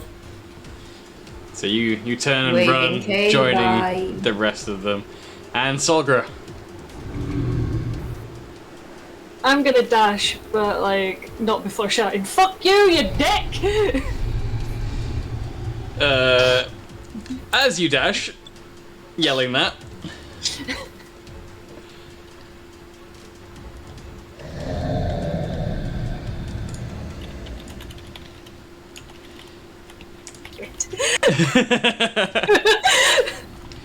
Make a Constitution saving throw for me, please, as another patch of fog and ice begins to appear where you were running. You've got his attention. 16. Okay. So you are going to take 5 cold damage, and you're gonna feel a deep chill in your bones as patches of your skin begin to ice over and freeze. But you still make it out of the cave. You're just now sort of dripping in ice as you hectically run out of this cavern. Stop the burning. Does it stop the burning in my arm? No, it's like an ice burn now. So you're getting like 2 different kinds of burn. And as you all run and erupt out of the entrance to this cavern, you feel the cold breath of the ancient dragon behind you as it roars and screeches and fires more cold breath at the entire party as all of you run. And in the distance, down the hill of this mountain, you can see that you're outside now, and it's just in the late afternoon, and just down in front of you as you're running and erupting out of this cavern, this dragon behind you, its wings unfurled as it's breathing ice at you. At the bottom you see Oscar just sort of look up confused as he's actually made his way out of another cavern and just sort of sees this dragon. It's like, oh shit. And you hear behind you sort of pursuing you, but little half-heartedly, as you begin to slide down this mountainside. You hear the voice of the dragon screeching at you. I have your scent now. I will find you. No one attempts to steal from me.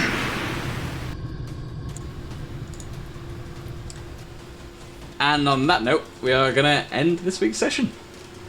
You didn't technically steal from him. Shareed did attempt to do the big steely. It was a relocation No. of resources. Really. Yeah. The gem is still in the cave. He has the gem now.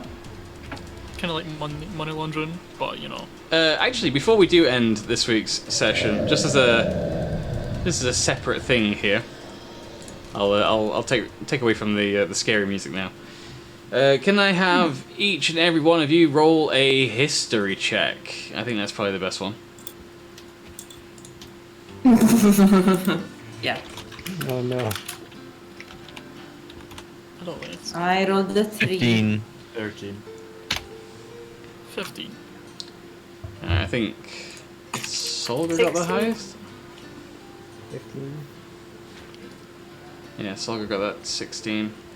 Okay, so Solgra, you are you're not sure where you heard it. It might have been during your time at Fort Dondergard. It might have been during stories told by John. But you remember at this point something very specific about white dragons compared to other chromatic dragons, and or perhaps even the same as other chromatic dragons. You seem to remember something being said about their nearly perfect memory, that they have a sort of perfect recall of events, faces, places, names, and you feel like by sort of infringing upon the lair of this dragon, it will remember you and what transpired here. Not like we have, like, several other creatures and humans that have got grudges against us, so, you know. I mean, it is right. You guys did actually pretty well. I normally don't do the breakdown like on stream, but just because everyone else could see on stream, I think it's worth commending you. You got that guy down below half health. And with a 20 AC, I wasn't expecting you guys to be able to do like that much damage, let alone get him down to half health. So I think, given the right motivation and an extra person, you might actually be able to take one of those things down. Although you did get the help in the form of a fireball in one turn from Otto, so there's a little bit of assistance there. But overall, that was well done. So yes, you have angered a dragon, but I mean it's Dungeons and Dragons. At some point, you are going to anger a dragon. It's not a matter of if, but when. So Are there we we gonna go. anger a dungeon next week? No, you angered a dungeon in episode 5. Oh, the catacombs. The catacombs, yes. Oh my god, this bringing back all the trauma now. But yeah, that was the end of that session, and we will pick up from where we left off next week once I have figured out what is happening next, because I didn't plan for what happens after this bit. But now I've given myself a week to do that. And good news, everybody, because I'm feeling particularly generous this evening. Ding! You're all level 10. Alright. That doesn't feel good when you say when you're generous, you give things out. Well, I feel like you might need it. Yeah.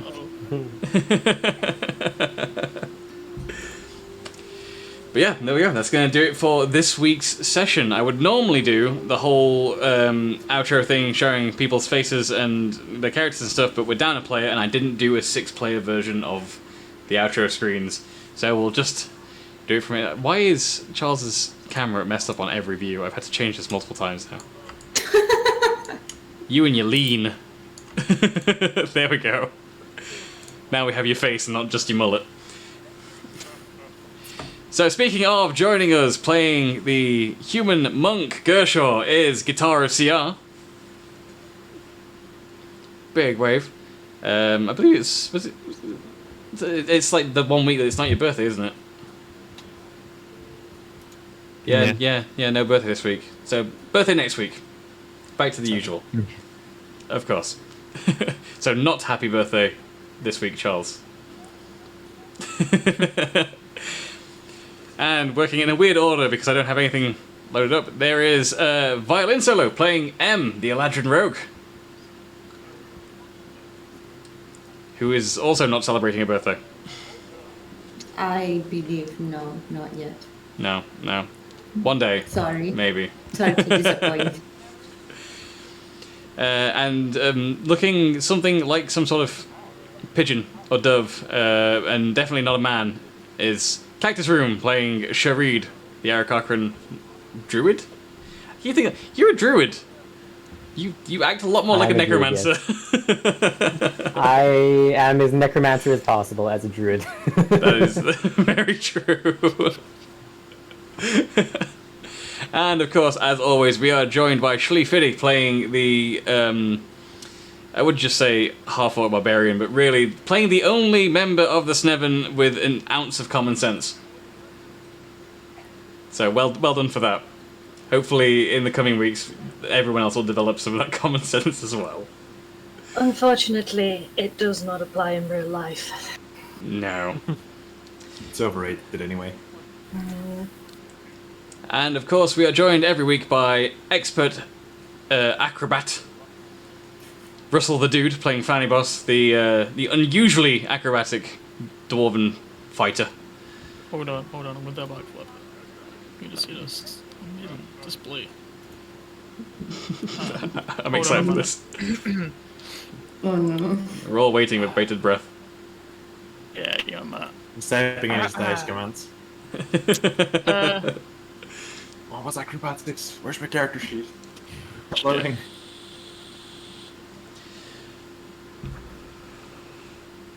Oh, look at that. I am mid backflip. Okay. That is truly an impressive feat. And I go. Nailed it. Nailed it. So perfect. And I don't know how we top that, but and we are finally joined by Third Fret Kappa playing Corporeus Carolon, architect of everyone's doom and currently being spotlighted. If Solgra has all the common sense, Corporeus has none of it. It's perfect. I heartily look forward to next week's resolution when Solgra smacks you upside the head for attacking an ancient white dragon. That's going to be something to look forward to. It's happening. So remember to join us the same time next week at 8 p.m. BST. That's all right. We're in BST right now. Whenever you join us this time, join us again at the same time next week to see that go down. I personally cannot wait. And we'll be here to continue the story of the Ebon Death. I have been Geeks Codex, otherwise known as Bree, your dungeon master for this evening. And I look forward to not dungeon mastering on Sunday night over on Cactus's Rooms channel at the same time as this to play a bard who is doing really stupid things and not actually helping the party in any way, shape or form. Bruce is on a holiday anyway. Bruce is always on holiday. Bruce is having the best time. Bruce, these are Bruce's shirts. I'm just borrowing them. So with that said, until next week, I hope you guys have a fantastic rest of your week and a fantastic weekend, and we will see you next time. Bye-bye. How does a bird wave? With its bird arms. I keep doing. Today, we pay homage to the streamer's salty snack of choice, and the capo who's brave enough to defend their honor. Sit back and listen for a while, friends. You're in for one hell of a salty surprise. Sometimes streaming requires a meal, but the chat won't let you enjoy your snack. Unrelenting in that mockery, you fire back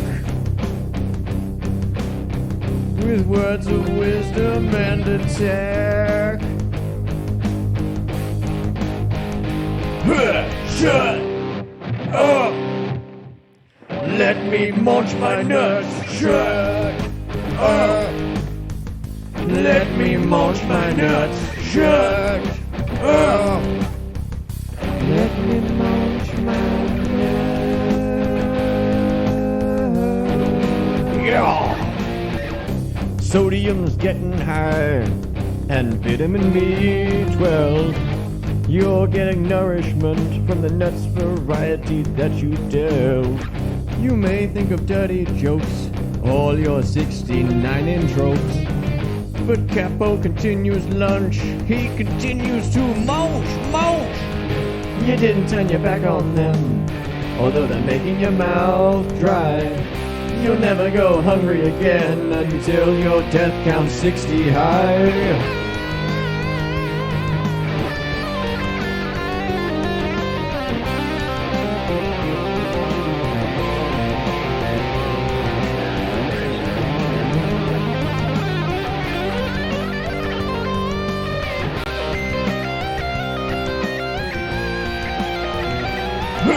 Shut up! Let me munch my nuts. Shut